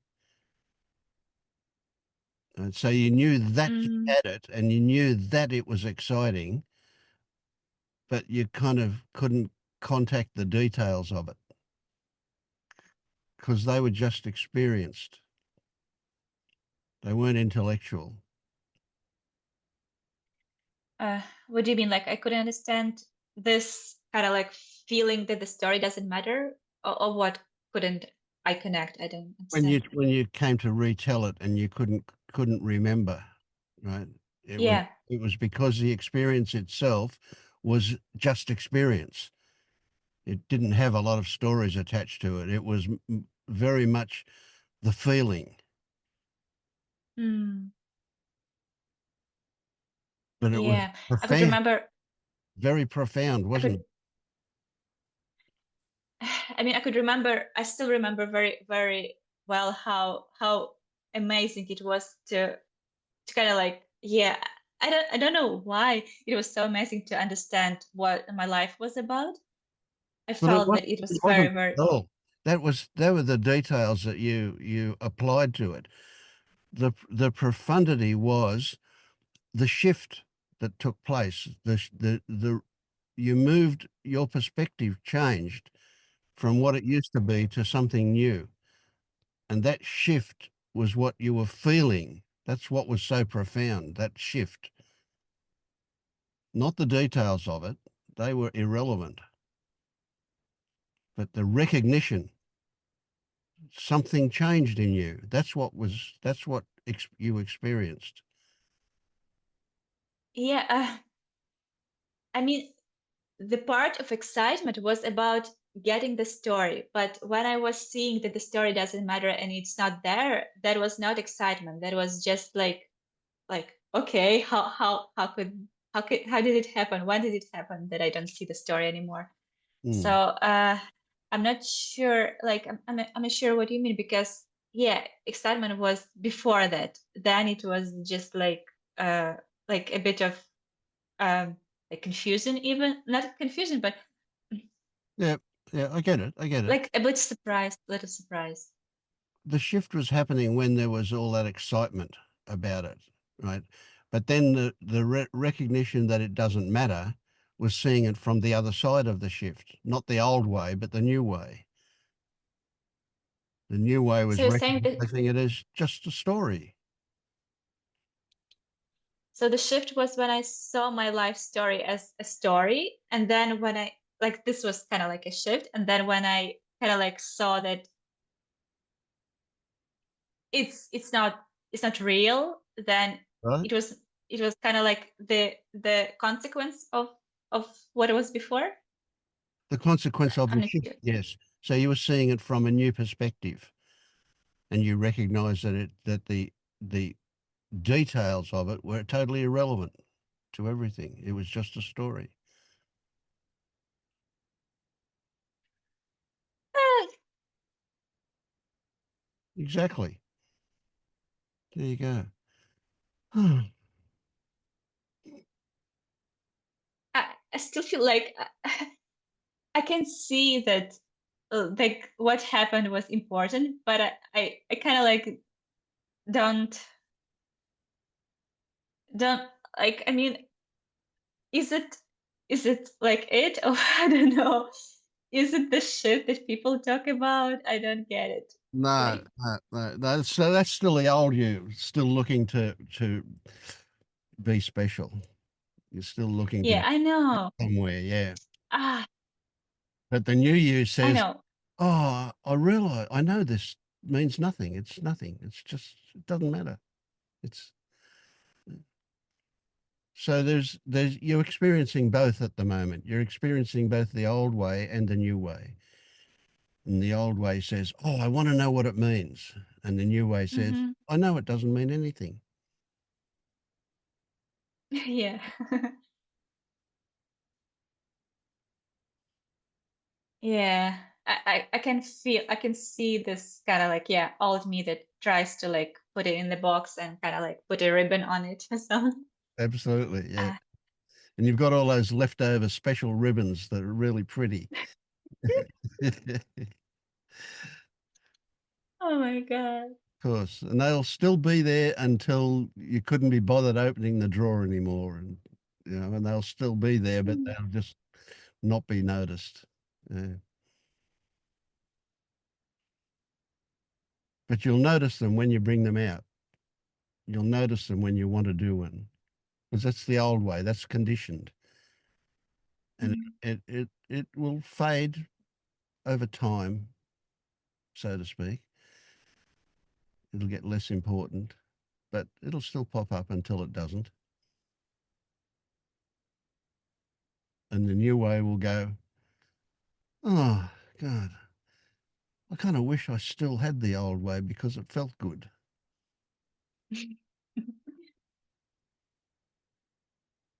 Yeah. It was like everything was so important in the past, like everything, little things, big things. And I was so caught up in them, like trying to, like I was this character in a story, like really, really important character, and the story was super important. Yeah, and then Mm. yeah, yesterday I saw how profoundly important the story really is, and then it's just like the opposite of I Yeah, don't know. yeah, It's like seeing me as the character being played and believing that yeah, I am so important, but then it just the character just didn't matter anymore that much, at least. yeah, yeah. And can you recognize when you look at it objectively that before every one of those importance created a self?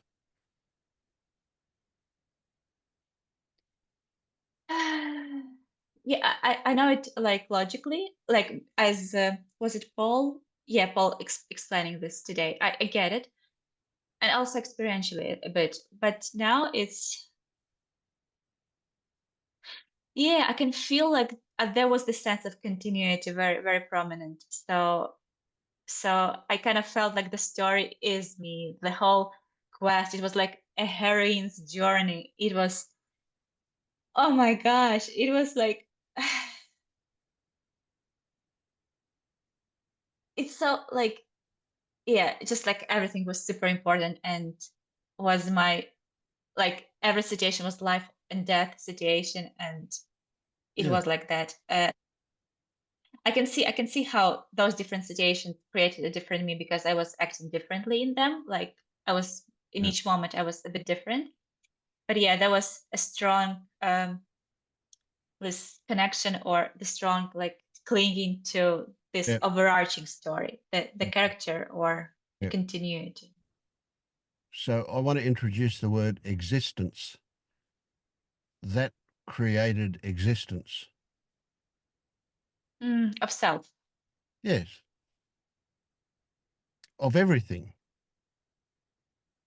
But like what Paul was saying earlier, that self requires object and objects require self or subject. But yes. So the creation of anything, bringing anything into existence, brings that self into existence. Or to be more accurate, it brings the illusion of a self. But that's what then gives us a feeling. And that feeling confirms existence. Now it's not the opposite now. It's not that there is no existence. There still is existence, but the solidarity of it, it's no longer as solid as it was. And the consequence is that we can start to look around in this new world and discover.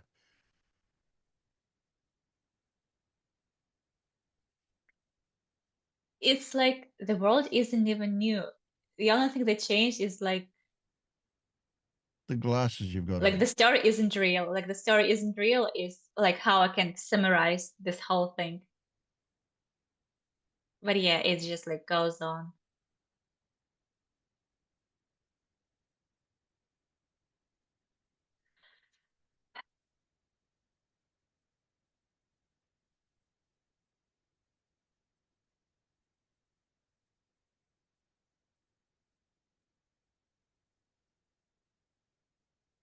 Mm. I'm curious whether Paul, you have something to kind of like say a comment because I really liked how you were what you were telling before, and I thought maybe you can give some like also some perspective or whatever. What do you think? Yeah, I could give you a excuse me, I have a sore throat, a different perspective on what Vince is saying in that when you refer to your story, you're referring back to a series of experiences, right? Yeah. What we're pointing to here is there was no continuing self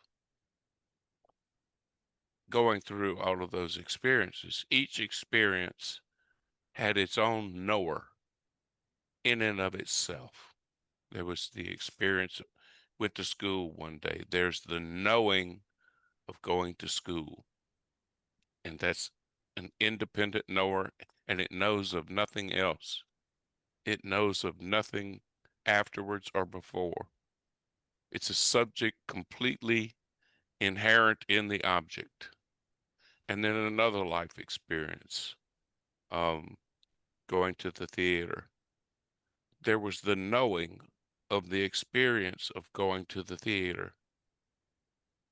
That knowing was independent, arose with the theater, and went away with the theater was left. There's the experience of going to the park and the knowing of going to the park. That knowing was the subject, going to the park was the object. The knowing and the story are one and the same. So there's a series of experiences is your story. Now you can call it memory that provides a sense of continuity, but memory is not a self. The self is simply an independent recognition of every object that appears. So when you say your story, there was no you having the story. There were just a series of self-knowing experiences, one after the other.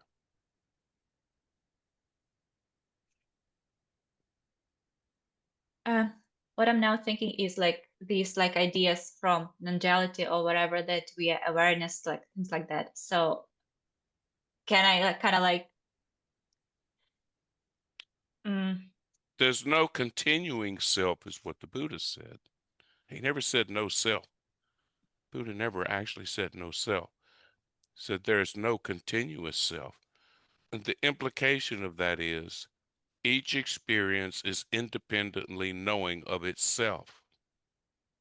Now, there is memory of each independent experience, but the self is simply the knowing of the experience, and it is inherent to that independent experience.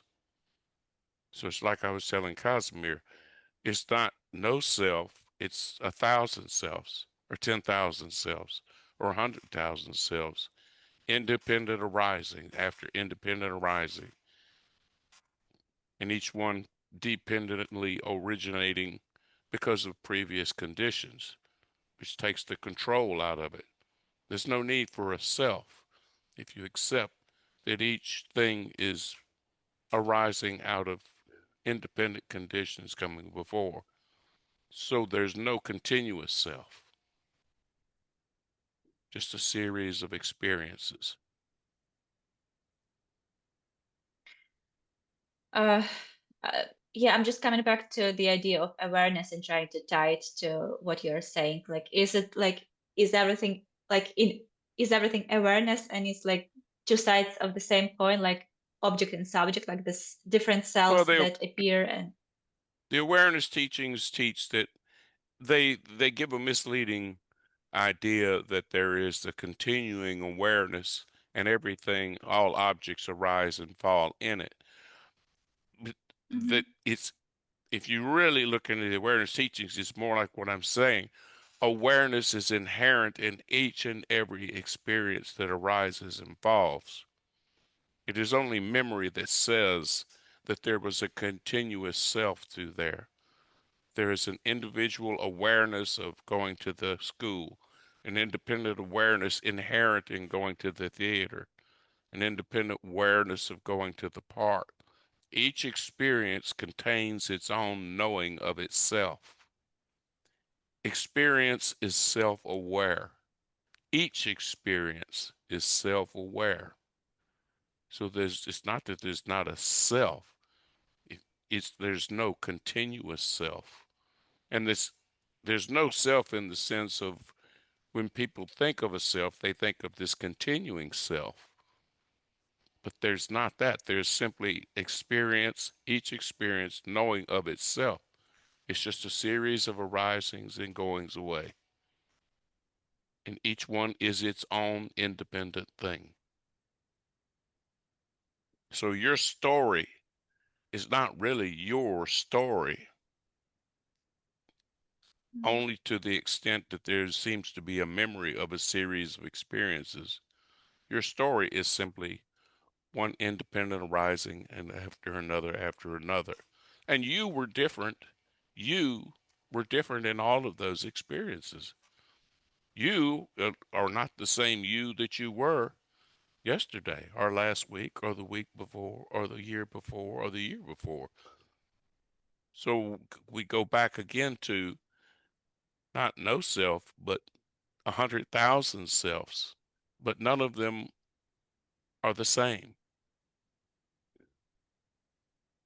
And the idea that that in any individual experience has its own self is still has the smell of dualism in it, because the experience and the knowing of itself is just one thing. Knowing known is one thing. Right now, there's just the knowing of right now. And it's, you follow? And then one after the other. And it's only illusion of time and the illusion of memory that seems to pull it all as a continuous self. okay, thank you, Paul. I think I want to try to like personalize it, or like try to explain cognitively how this works. I can sense what you're saying. Like I have this like, yeah, intuitive kind of like recognition or something. I'm just like trying to remember what this book said, what that book said, and trying to like make something definite out of it, like so that I could say, okay, I understand how this works. Awareness is this, and then within awareness is experiencer and experienced, but they're actually not opposite. They're not different. It's like happening within the awareness, like something like that.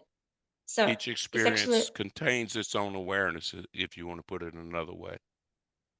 And no two awarenesses are alike. can I say Each that awareness contains experience? you Can I say that could. That's awareness? putting it in the perspective of a subject, but life is a series of experiences, not a series of not an actual subject. If you keep it in terms of life as a series of experiences, and each experience is self-aware or self-knowing and independent of every other, it's an easier perspective to grasp. So you want to put it Okay. back in terms of one subject because that's what you want to do. It's natural to hold on to that subject. Think of it in terms of Yeah. objects, series of Mm-hmm. objects, not one subject. That's that Okay. habit of wanting the self that pulls you back to Mm-hmm. want to look at it from the subject perspective. Look at it as a series of objects, series of experiences, and each one is self independently knowing of itself.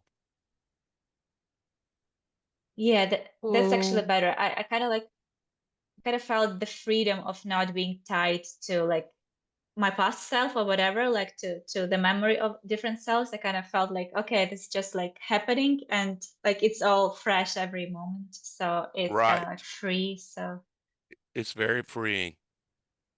mm-hmm. That's good that you say that because that means it's sinking in. Because when it sinks in, it's the ultimate freedom. Okay.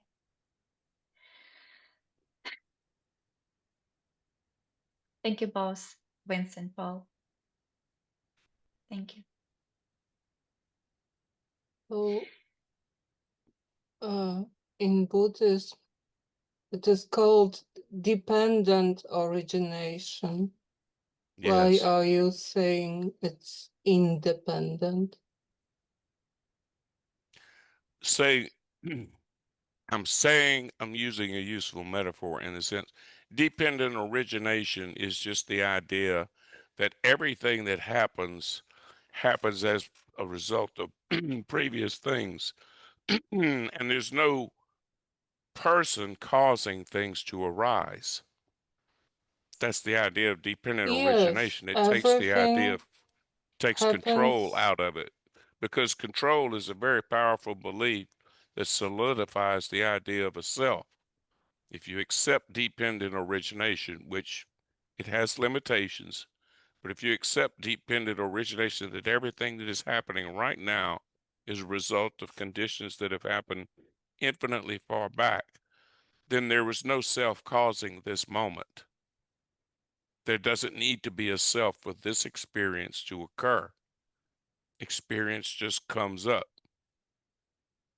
And there is the knowing of what is happening right now.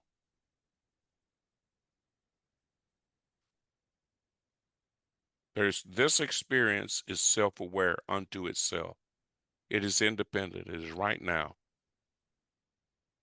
And tomorrow, if you allow the illusion of time, tomorrow will be a different experience, self-aware. The only thing that will bind anything together is memory. And memory doesn't really exist, but I'm not going to go down that path today. That's getting a little deep. Can I ask something about that? Sure. So if there's like 100,000 selves throughout time, then isn't there always a self right now that I'm experiencing? This is like, I'm so sorry if I'm like way off. If you want to call it that. If you want to call current experience that is aware of itself a self, then go ahead. Or you could call it chicken soup. It doesn't matter what label you put on it. What's important is the experience contains its own knowing. Now, ultimately, this is all still illusory, but it's easier to approach non duality from a firm understanding of duality, which is the illusion you've been raised under. A thorough understanding of non duality leaves you in the non dual existence.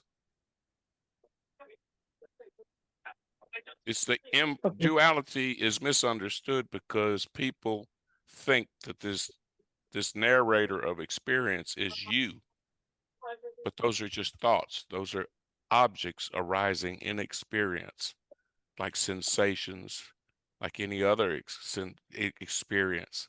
Thoughts are objects.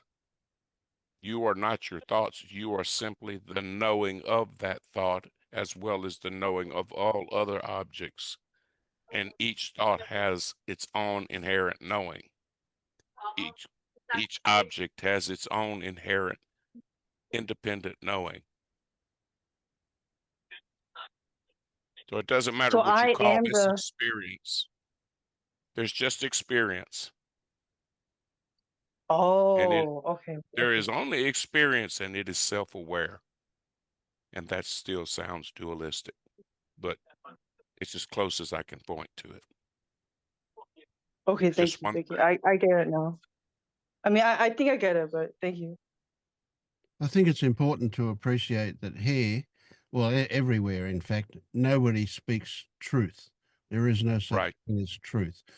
We speak metaphor, and we're aiming to suggest a possible perspective on things. And from that point, you're on your own and it's all discovery. Right. So the moment you say, Vicky, I am, you're wrong because you aren't. And that's wrong. But didn't Nisargadatta say that I am is like right? It's just a way of looking at things. And from that point on, it's discovery. So he wasn't speaking any ultimate truth. He was just suggesting where to look or what direction to look in. That's all. It's easier to tell you what you are not than tell you what you are, because what you are cannot be touched by language. But language can touch what you are not, and you are not an independent continuing self. You are simply a series of experiences happening, and each experience is self-aware, and that is still a model. What Vince is saying is, I can't even point to, even telling you what you're not is only so much value. And then it has to sink into you. So basically everything is awareness, right? Until it's not. There is no one awareness. There's only experience happening, and each experience is self-aware. It only seems like there's one awareness because there's experiences so crammed together. But that's an illusion. That's a belief that there's one. Oh, so it'd be a useful okay. staging place to say your awareness. It's a useful place to rest on. Yeah. But the point is, what's aware of being aware? And then when you get there, I want you to get to a mind boggle where you say, I don't know. And that's closest to it.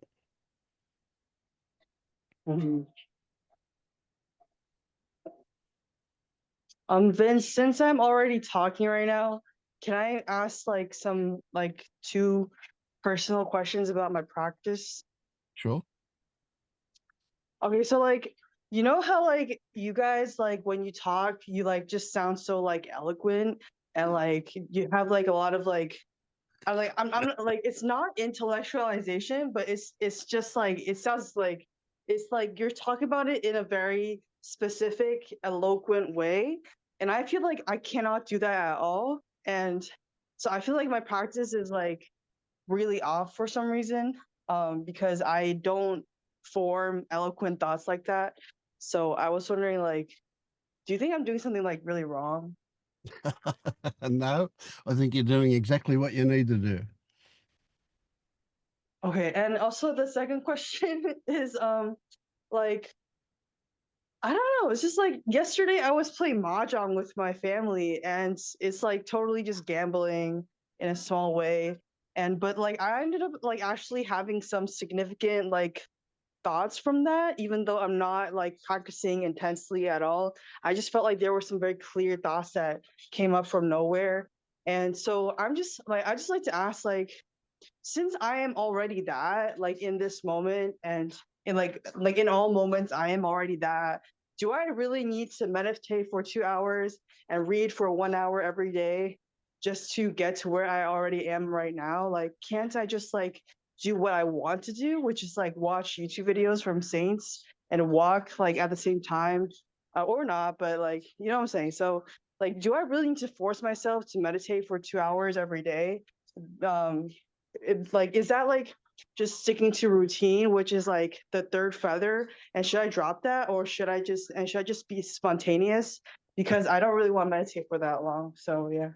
I get it. I get it. Yeah.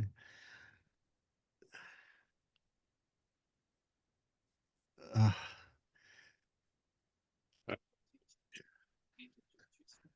yeah. Meditation happens or it doesn't. Yeah. Yeah. There's no one doing it. And feeling like you should or you shouldn't just happens. There's no one doing it. Right.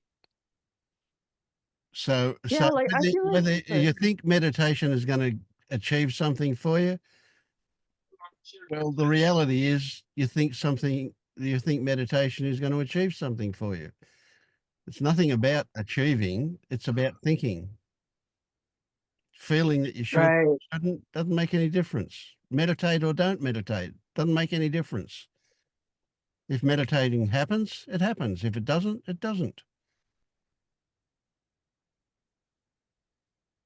Yeah, because I feel like okay, so this is probably the last thing I'll say, but I watched a video where this woman said that like she's already awakened and she's like a teacher, and she said that like oh instead of meditating, the body actually or like the self just wants to get some rest, and then that's what happened. And she was just like, so I feel like it doesn't have to be that hard.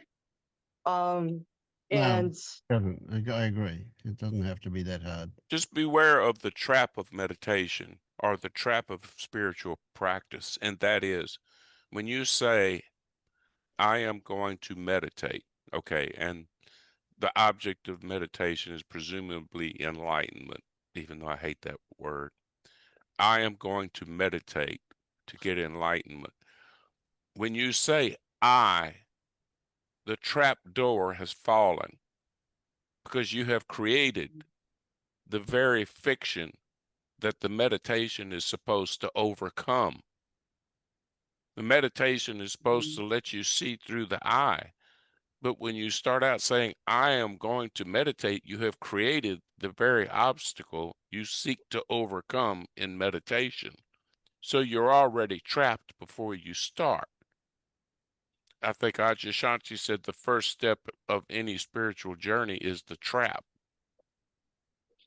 So if you want to meditate, if meditation happens, it's fine as long as you understand that meditation is simply an experience that is happening, and the experience seems to be self-aware, but there's no you independent of that meditation doing it.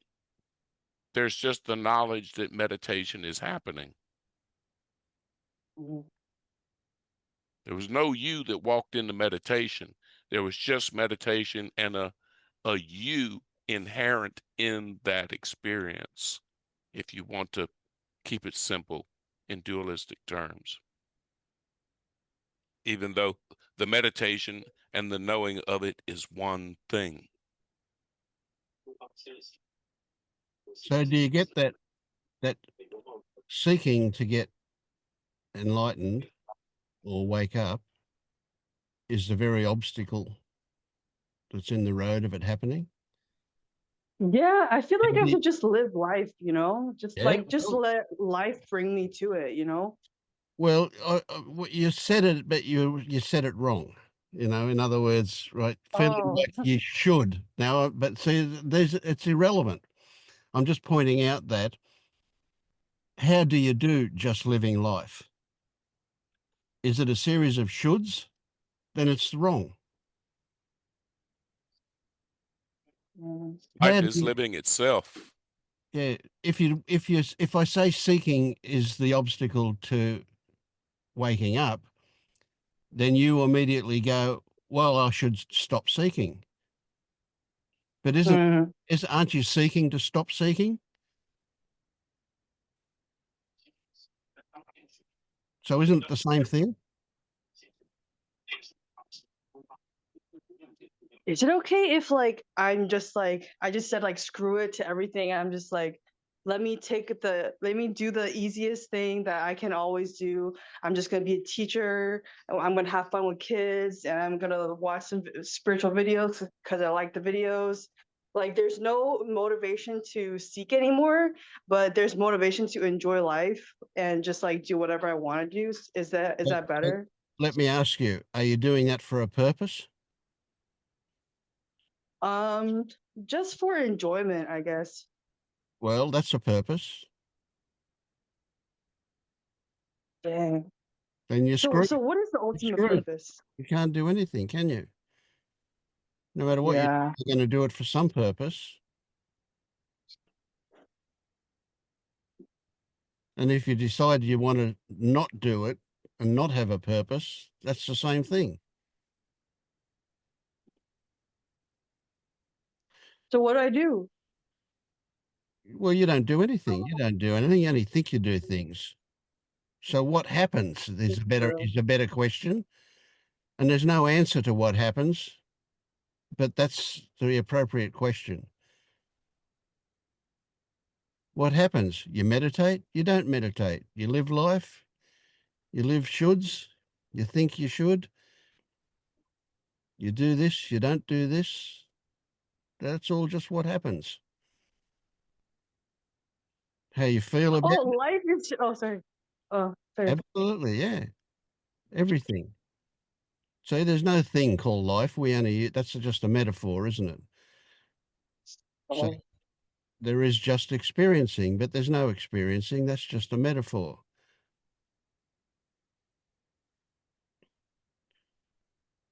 So you can go, I'm totally screwed. There's not a thing I can think. There's not a thing I can do that's right. And then you can go, oh, okay. Then I won't do anything.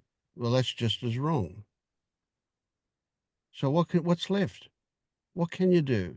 If you can't do anything, what can you do? Not do? That's doing.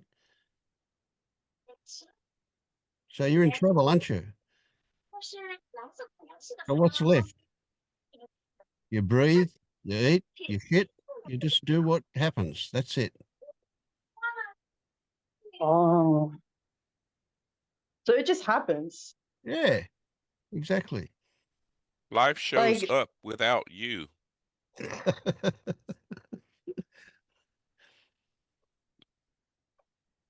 so, they're just happening, and Yes.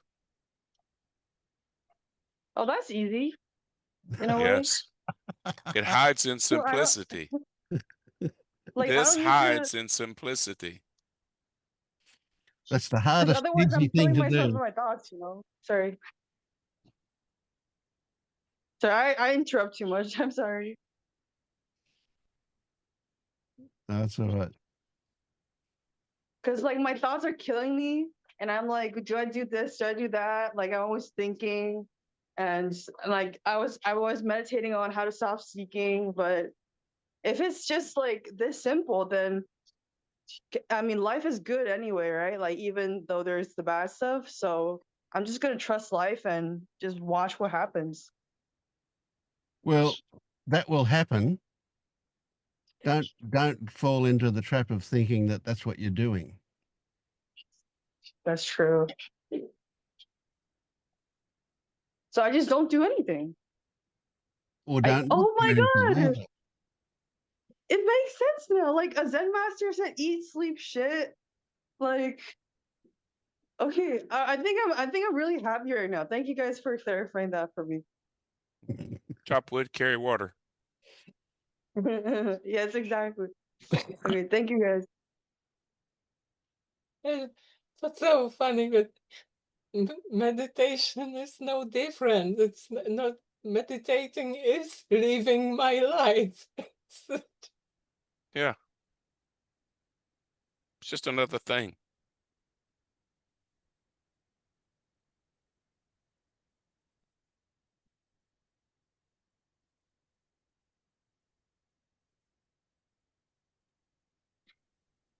I feel like saying something to you, Vicky. Can you hear me? Yeah. Yeah. So I don't know. I just have this like really.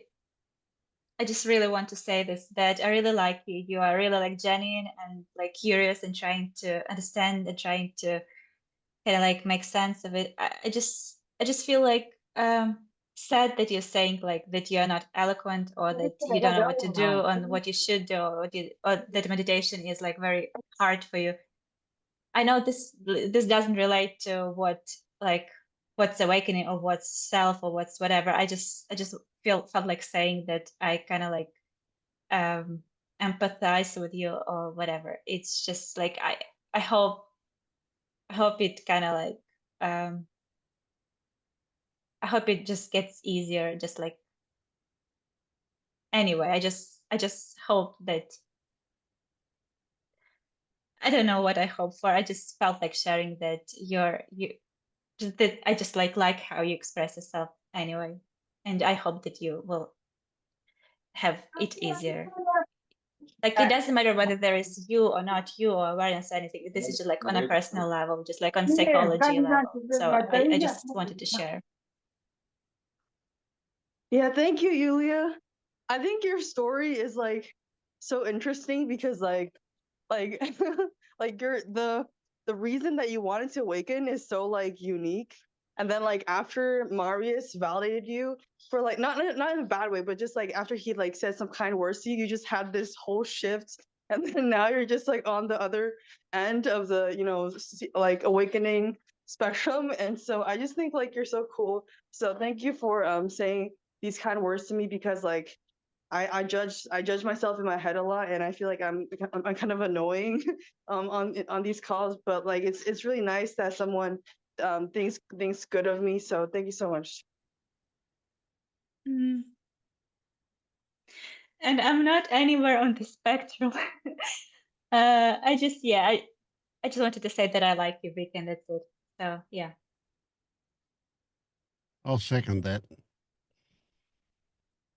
And Yeah. I think you're pretty eloquent. I don't even know what that means. If you communicate clearly, you communicate clearly. I mean, I'm not quite sure that there's such a distinction. You ask good questions. Thank Okay. you. You guys are so nice. I don't know what to say. I'm just happy right now. So thank you guys.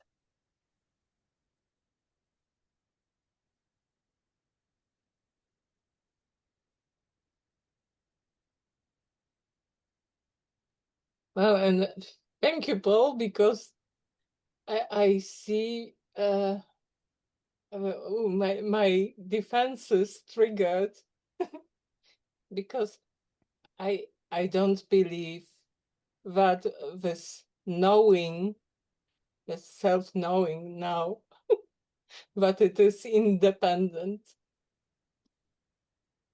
Well, it's good that you're triggered. Hmm? That it's good that you're triggered. That means something is a core belief is touched. Yeah. Interesting.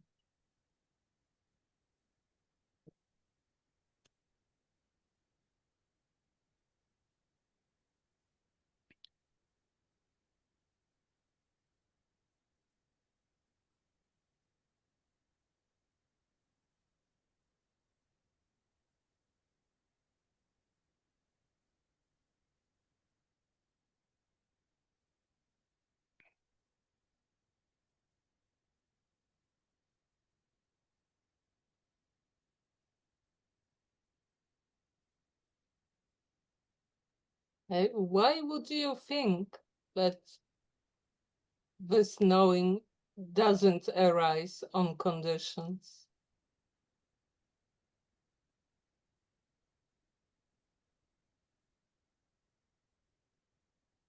You Everything hear them? arises. Everything arises on dependent origination. This knowing had to arise. This moment can only exist with the entire dependent origination of everything happening. Everything, if you assume there's time, everything coming before. I know what I know. You know what you know. Everyone in here being here. This could only happen from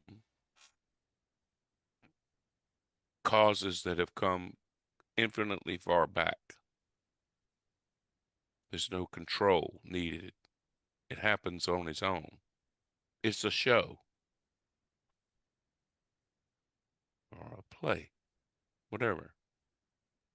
Yes, and in this sense, knowing is also dependent. And Knowing happens independently of with each experience. Memory seems to connect it as one knowing.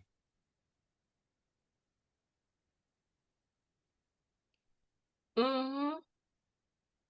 Okay, in this sense, I agree. No Right. defenses. The knowing of this moment was dependently originated. The knowing of the next moment was dependently originated, and it had to have this moment for this one to happen. We had to start a discussion on independent knowing before the next part of the discussion happens. Nothing, this part couldn't have happened without everything preceded it. and I'd really like to knock this knowing off the pedestal that we put it on. Right. Knowing is not a big deal. What if we look at knowing?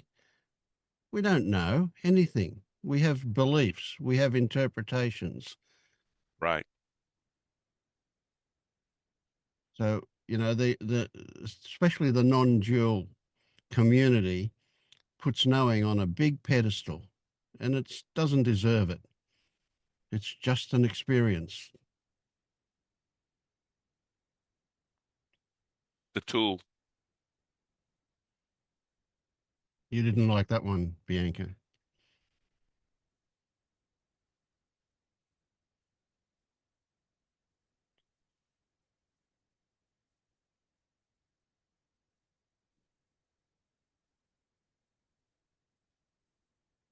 It's all beliefs.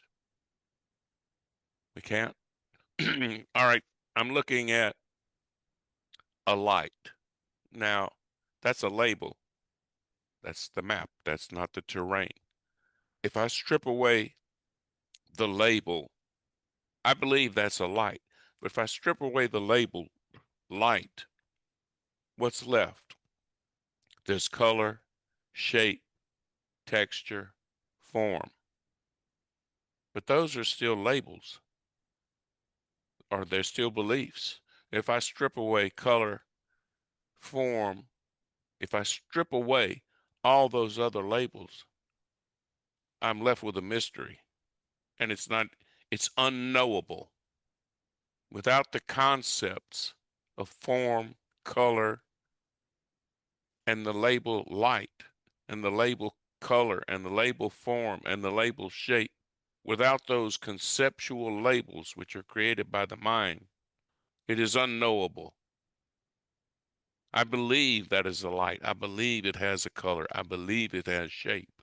I do not know anything.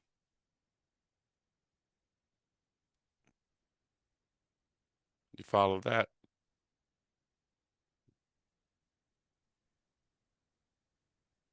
It's a Story conceptual time. world. It is a conceptual world created by concepts, ultimately unknowable. When I was a child, I was curious what would happen if I chew the chewing gum together with a cookie. So I put a piece of cookie and a chewing gum in my mouth and chew it. And then it became so difficult not to swallow the chewing gum with cookie because it was just the inside of my mouth recognized this as food, and I was wow. When I'm chewing the chewing gum, it doesn't happen. I don't have this impulse to swallow. So you know, how do you get rid of labels when this label, this is food and this is not food, is it wasn't in the mind, it was in the reactions of my body. You don't get rid of labels. I mean, it's a Yeah, conceptual world. Why would you want to get rid of labels? I mean, you wouldn't know anything. You wouldn't know even of well, yourself. I'm just saying that it's just a thought experiment to speak about light without color, without brightness, without any form. The point It's is just the a distinction. thought experiment because I can't do it. The point is the difference between knowing and belief. And the reason we make that distinction is because knowing is a sense of certitude and that there is a self that knows. A belief allows you to see that the self is also a belief. It is not known. There is no more evidence of a continuing self than there is evidence of this light. It is all a thought construct. The continuing self is a thought construct. So Yeah. the distinction, it's semantics, but it's important because knowing gives a certitude, which gives kind of a foundation to, oh, I'm a self that knows. But there isn't. I believe that there's a self. I believe there's a continuing self. Well, that's not what experience shows. There's only So experience. we could take Paul's example of the light, and he strips away the labels of form and color, etc. And beyond that, he stopped at that point. But beyond that, there is still experiencing of something not defined. There is experiencing. And that experiencing is going to have a flavor according to those conditions that have appeared in his life before that dependent arising thing happens again. And in this case, it's happening that he's able to, or it happened that all those labels fell away and there was just experiencing of something we can't define. just as your experiment. I love that. That was a brilliant experiment. That experiment, right? Your body said cookies are food, chewing gum is not to be swallowed. Right? And the fact that you, I just love that. That was brilliant. That you put those two things together, right? Put your body in a position where it didn't know what to do. It was salivating and wanting to swallow, but at the same time, it was trying not to swallow. You know, then there was the story that if you swallowed the cookie, you're going to swallow the chewing gum too, and you don't swallow chewing gum. Brilliant. I love it. It was just a beautiful experiment. But you can see how you put your body in a place where it was conflicted about what to do because it had two different signals going at the same time. Well, They were it learned. was more like conflict between body and the mind. The body was absolutely, we swallow it. Okay, swallow the chewing gum, right. And in my mind, I was, no. I was told not to swallow it. Yeah. Okay. Okay. Yeah. What a great experience, eh? This is in a way, this is where we're getting back to. We're getting back to that child experimenting with reality all the time. That's just lovely.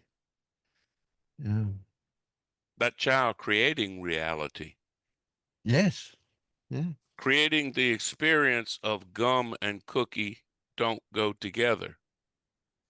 And that was not known until that experience. And then there was the knowing of that experience. And that knowing of that experience was independent to that experience. You created a conceptual world of cookie and gum doesn't go together. And the subject was inherent in the object. That's the conceptual world that you created. And what and what that stimulated for me, one of the reasons why I find it so funny was I saw this picture of all these women in an exercise class sitting on those big round balls, bouncing around on those balls.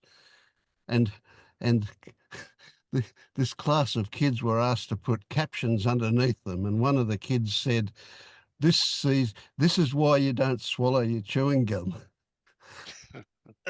And I just cracked up every time I think of that picture, I just crack up.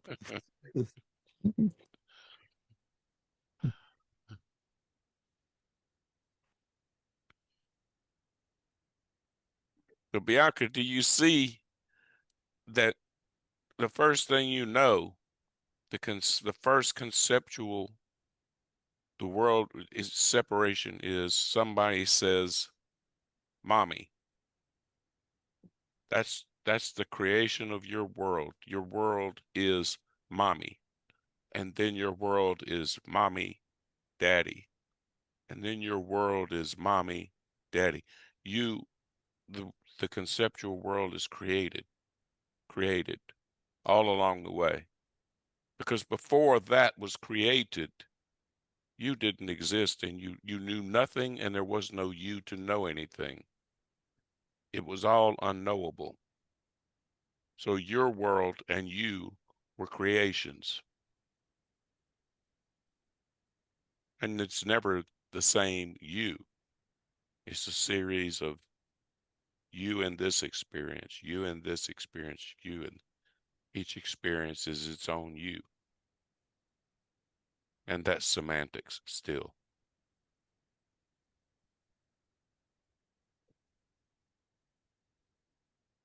Welcome to Lemon Tree Medical Practice.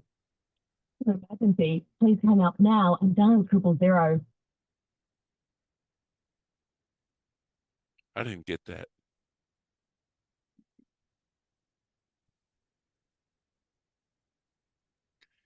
That was just Vince's call or something.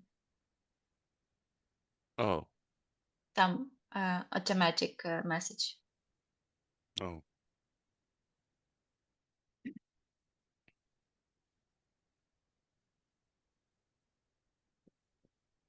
I don't know. I don't know when it started.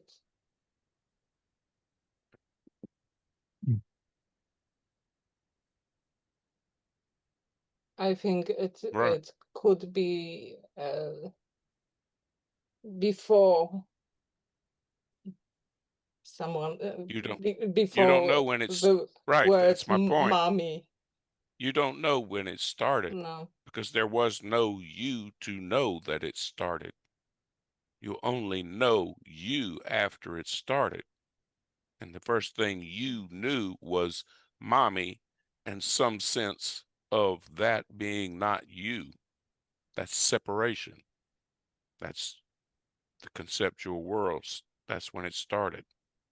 But you're right. You can't know when it started well, because there was no you yeah, to know. and you don't know either. No.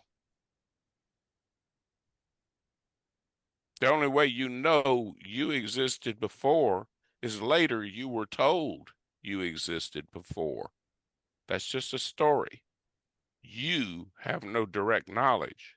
You existed before the conceptual world was created. I just have no memory of that, so I can't say anything about it. There was no you to have a memory until you were created. I don't know that.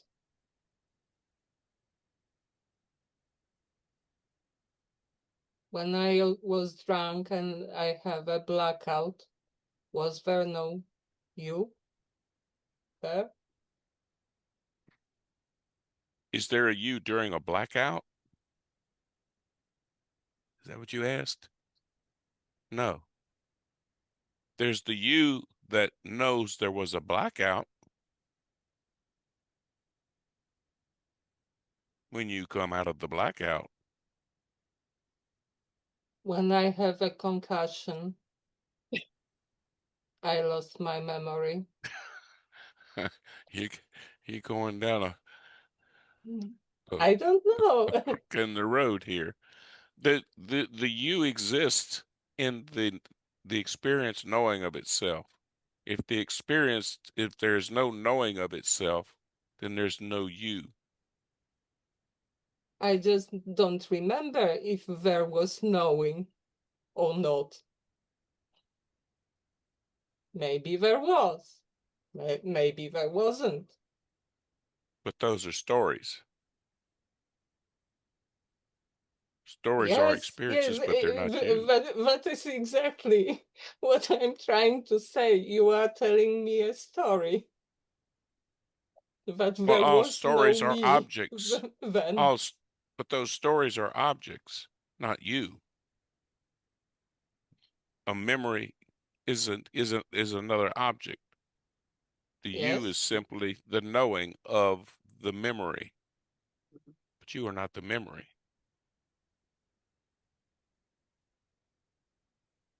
One minute there's the knowing no, of the it's memory. One minute if there's not the knowing of the memory. if anything, it feels more like I'm the knowing. Yes, you're the knowing of this experience. That's still semantics and it's still a story, but it's an easier way to look rather than try to figure out no self. There's no self here. There's simply the knowing of this experience. Yes, And this knowing doesn't know of any other experience. There's only memory of experiences. yes.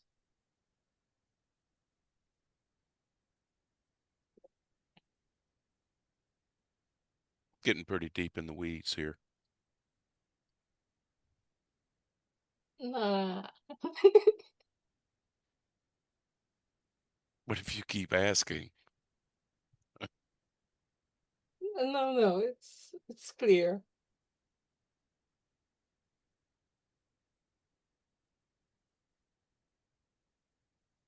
It's just easier. The idea of 100,000 cells is easier than no self.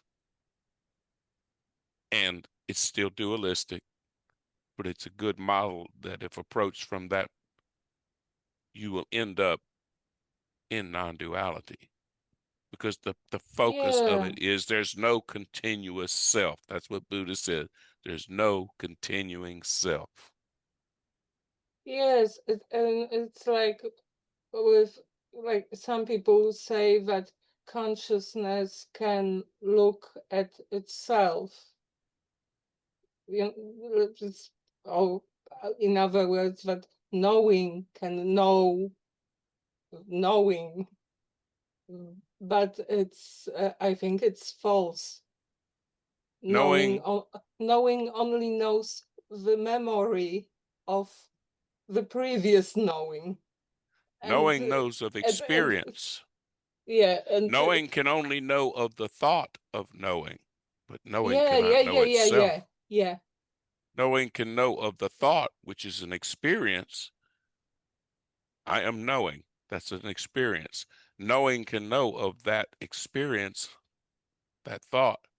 Knowing of itself doesn't make any sense. Knowing can only know experience because it is inherent in every experience. Yes. Consciousness can only know of the idea of consciousness knowing of itself.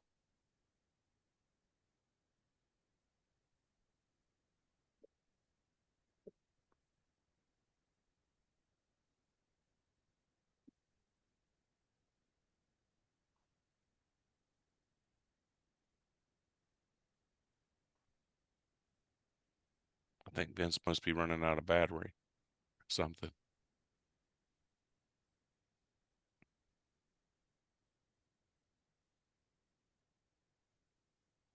Hi, can I ask another question? Sure. So I was just doing the dishes and and I remembered how the way I thought of my relationships were that like I'm going to gain spiritually from them. And so my last lesson that I learned from my ex was that I need to trust. And so I don't have faith in the universe and I don't believe anymore, but I trust the universe because I've already like seen stuff happen spiritually and I just trust the universe. So I feel like seeking is like a fear-based behavior. And if you trust in if you trust in I don't know, like the grace, if you trust in grace, then and you believe that the world is like benevolent, then automatically like you don't need to seek anymore because like you have that like fundamental trust. So I was just wondering like is one reason why we need to like stop seeking because it's a fear-based behavior where it's like, oh, I need to do self-inquiry or I need to meditate because if I don't do that, nothing's gonna happen and like awakening is not gonna happen. And so, do you get what I'm saying? Seeking is fear-based. And yes, and it could be in any number of fears. It can be ultimately all fear goes back to the fear of death. Fear Mm, of fear of flying isn't fear of flying, it's the fear of crashing. Fear mm, of fear of anything is the fear of what it implies. Um, mm, so fear of not knowing, of not knowing the future. Um, now that's a story still, but mm, seeking carries with it its own seeking is a form of suffering in and of itself. mm, You can call it fear-based. I need to know this. If I don't know this, something's bad's going to happen to me, or something good is not going to happen to me if I don't know this. So it can be a mm, subtle fear, or some people that go into this stuff have a real fear of death or being incapacitated. But mm, seeking is in itself the form of suffering because it assumes there is something not here right now, mm, that there's something in this future that needs to be here right now for me to be happy. And everything is here right now. mm, Seeking takes you out of right now and projects you into some non-existent future that will never come. The mm, implication is there's something not here right now. But Everything is here right now. It's experience, and Mm, experience knows of itself. It doesn't need meaning. It doesn't need anything. It exists simply to exist. If you must have a purpose, experience is the end and the means. mm. So, like from what I've heard from people, the ultimate reason I want to awaken is because I suffered a lot in life and I don't want to suffer anymore. But so like what I heard from people is that if you distance yourself away from suffering, that's how you suffer more. And if you actually accept the suffering and you get close to it, that's how you kind of get over it. So isn't seeking kind of is seeking kind of similar in that like you're doing all this inquiry and meditation to get away from something or to step Yes. into this spiritual dimension just so you can like stop suffering, but actually you're distancing yourself from life, and when actually like it's more close to like you are life itself and you need to experience it fully instead of like having the seeking behavior. Is that, would that be accurate? Seeking is usually the story is seeking is to end suffering, and seeking can end suffering, and seeking might not. There are people who have been seeking a long time and still suffering. Other people seek Mm, and suffering stops. It will happen the way it happens. Seeking will happen mm, or seeking will not happen. And for when you keep going back to am I seeking? No, seeking is happening, and it will stop mm, when it stops because something will happen that stops it. mm, The point is seeking is looking for something with a belief that there's everything isn't here right now. And pain can be here mm, right now. A memory of a traumatic event can be here right now. And that's what's right now. And that's what's happening. mm, And you couldn't escape it if you wanted to. It's gonna happen. mm, I mean, if we could actually escape suffering, we would. mm. If you could think only happy thoughts, you would. But Mm. thoughts come up the way they show up. It all just shows up. Sorry. Sorry, that was my mom. Oh,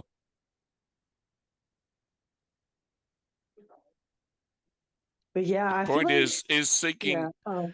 If it feels good to do meditation, if you enjoy it, do it. Not that Mm, you have any control over it. If it's something you don't enjoy, it won't happen. It will happen as long as you as it happens. mm, Just like you said, you were doing the dishes earlier. That's what was happening. It was neither mm, suffering nor non-suffering, but that's what was happening. mm, Another thing might be happening where suffering is happening. Then another experience might be no suffering is happening. There's no control in all of it. It just shows up.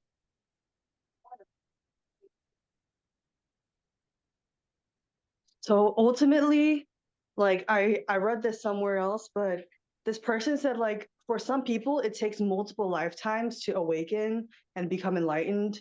And so for me, is it like ultimately is it like do I trust life so much that even if I don't awaken this lifetime, I'm okay with that? And because the person said that like if you reincarnate more, you're actually more well-rounded. And in some circumstances that it's actually better to like have more incarnations. So even if I don't awaken in this lifetime, I'm still going to not seek, or I mean I guess it That's a doesn't. Yeah. that's a very comforting story, and if you like it, you like it. But assuming that you're going to wake up, you are you are awake. You Mm, what you seek, you already are. It doesn't need mm, lifetimes. That's all stories. mm, I would suggest, Vicky, that what comes to mind here is that every time you refer to something you have read or watched or heard, dismiss it and ask yourself, what am I experiencing right now beyond description? Right. Mm. Listening to what other people say, including me, is a distraction. And me. Okay. What's happening right now? Is there anything that has to be added to this moment for it to be complete?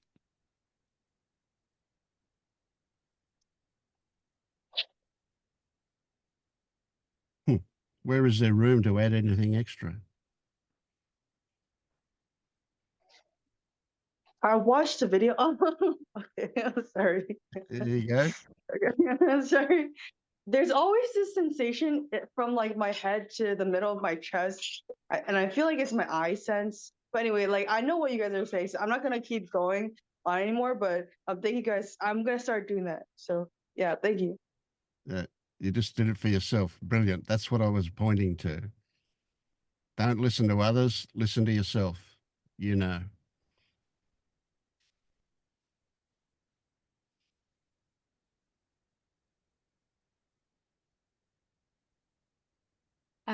I'll just say something short that I I can see that I try to understand what's going on, like how this experience can be there and how it can be just in and of itself, like just exist to exist. I'm like, oh dear, like it has to like something has, I don't know, this is just like so weird that it exists. And it's like new every moment, like where does it come from? So I have these kind of like confused, not confusion, but not, I don't know how to explain it, just like wow. And do you think I will just kind of like let go of it and just like be okay, whatever, I'm just like going to have some dinner or something and not be kind of like trying to understand the mystery or whatever? Like, is there anything? I mean, I guess there is no Yeah. way to understand it. There is just like a way to stop trying to understand it. Yeah, Yulia, you know the answer to this. It's time you started to listen to your own answers. You know what would I say? What would Marius say? What would Paul say? You know the answer. Yeah, it's just like undefinable and it's just there. This is Does my life answer. need a It's just meaning?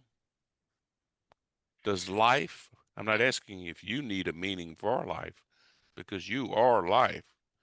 Does life need a meaning? it's not like that I'm looking for a meaning. I'm just trying to see how this is possible. Like, wow, how on earth is this possible? It's like it's not like I need to understand what is this leading to or who thought of it or who created it. It's just like how why, but not why and how. I don't know what's the question actually. It's just like very strange It's a how mystery. something. Hmm, yeah. Buddha was warning that if someone tries to understand the working of karma, he will go insane. Mm. Yeah, exactly.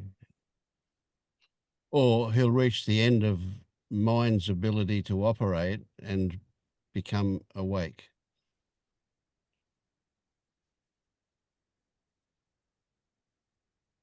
When I read suttas and other relations of how this spiritual path looked in the past, I think that going insane was quite a common occurrence. Mm. Committing suicide also. It's a dangerous path. It was, at least. Mm. Yeah, it was certainly different then. Yeah. Most of the I can say world from walks around in a mild degree of insanity, living a hallucination of the me.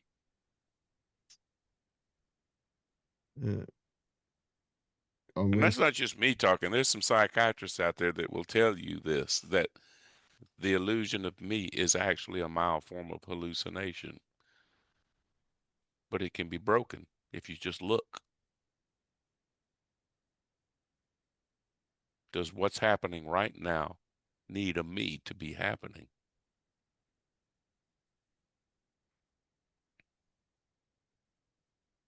But you know, when I am seeking, I can't stop myself from seeking.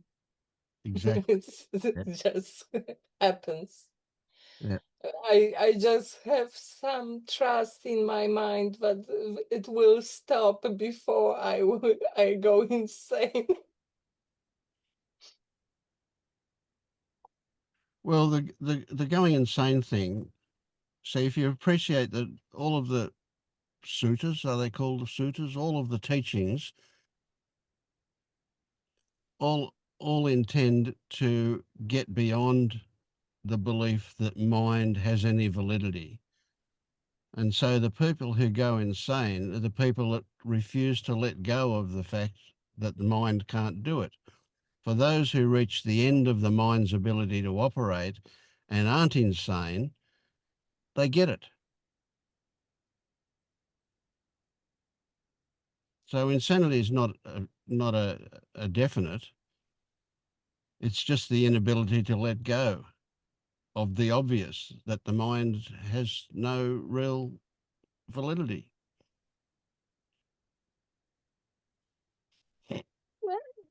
I guess it was just about being very forceful. Mm. You know, it can be with mind or with aesthetic practices or whatever. Mm. It's just Yeah, being too forceful yeah, can break you. yeah. When all of that exhausts itself, there's Hmm. what's left is just this, which See, is exactly where you started. in the old days, people were frequently educated to think that enlightenment would come through suffering. And so you had those people that would whip themselves on their back, or you had those people that would do all sorts of things thinking that that would lead them to enlightenment. None of them listened to the Buddha, did they? He tried all of that and it didn't work.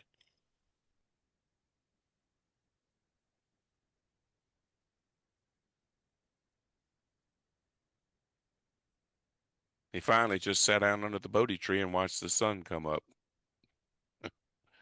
which is what you do when you're exhausted, when you're tired of all that shit.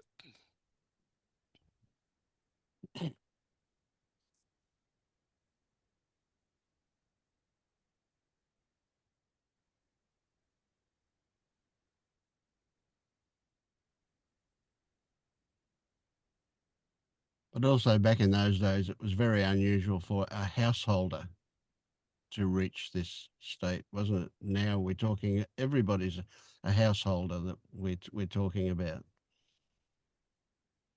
So things have changed since then. Um,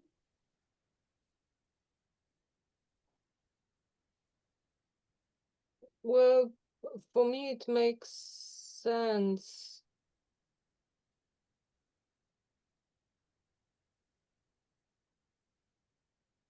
It um, it was just about making your life very simple. You know, when you were a monk, you were not gathering food. Yeah, you didn't have this. Yeah, You know, no storage for goods. Just living this day. yeah, So being obsessed and burning up with it. And it's today that still helps, or not.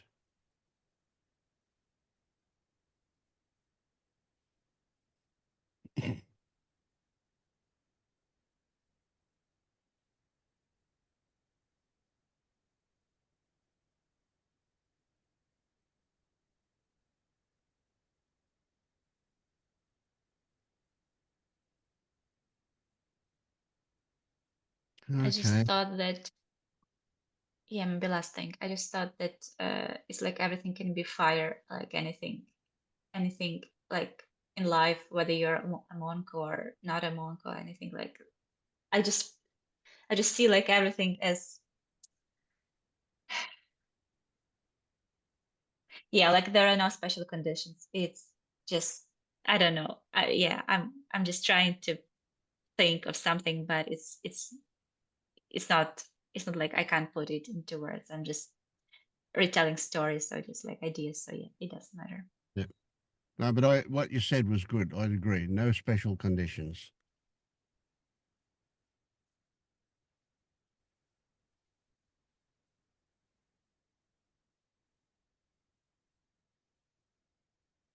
Okay, well, it's time for me to go and cook my wife breakfast. So thank you, everybody. Thank you so much. Bye.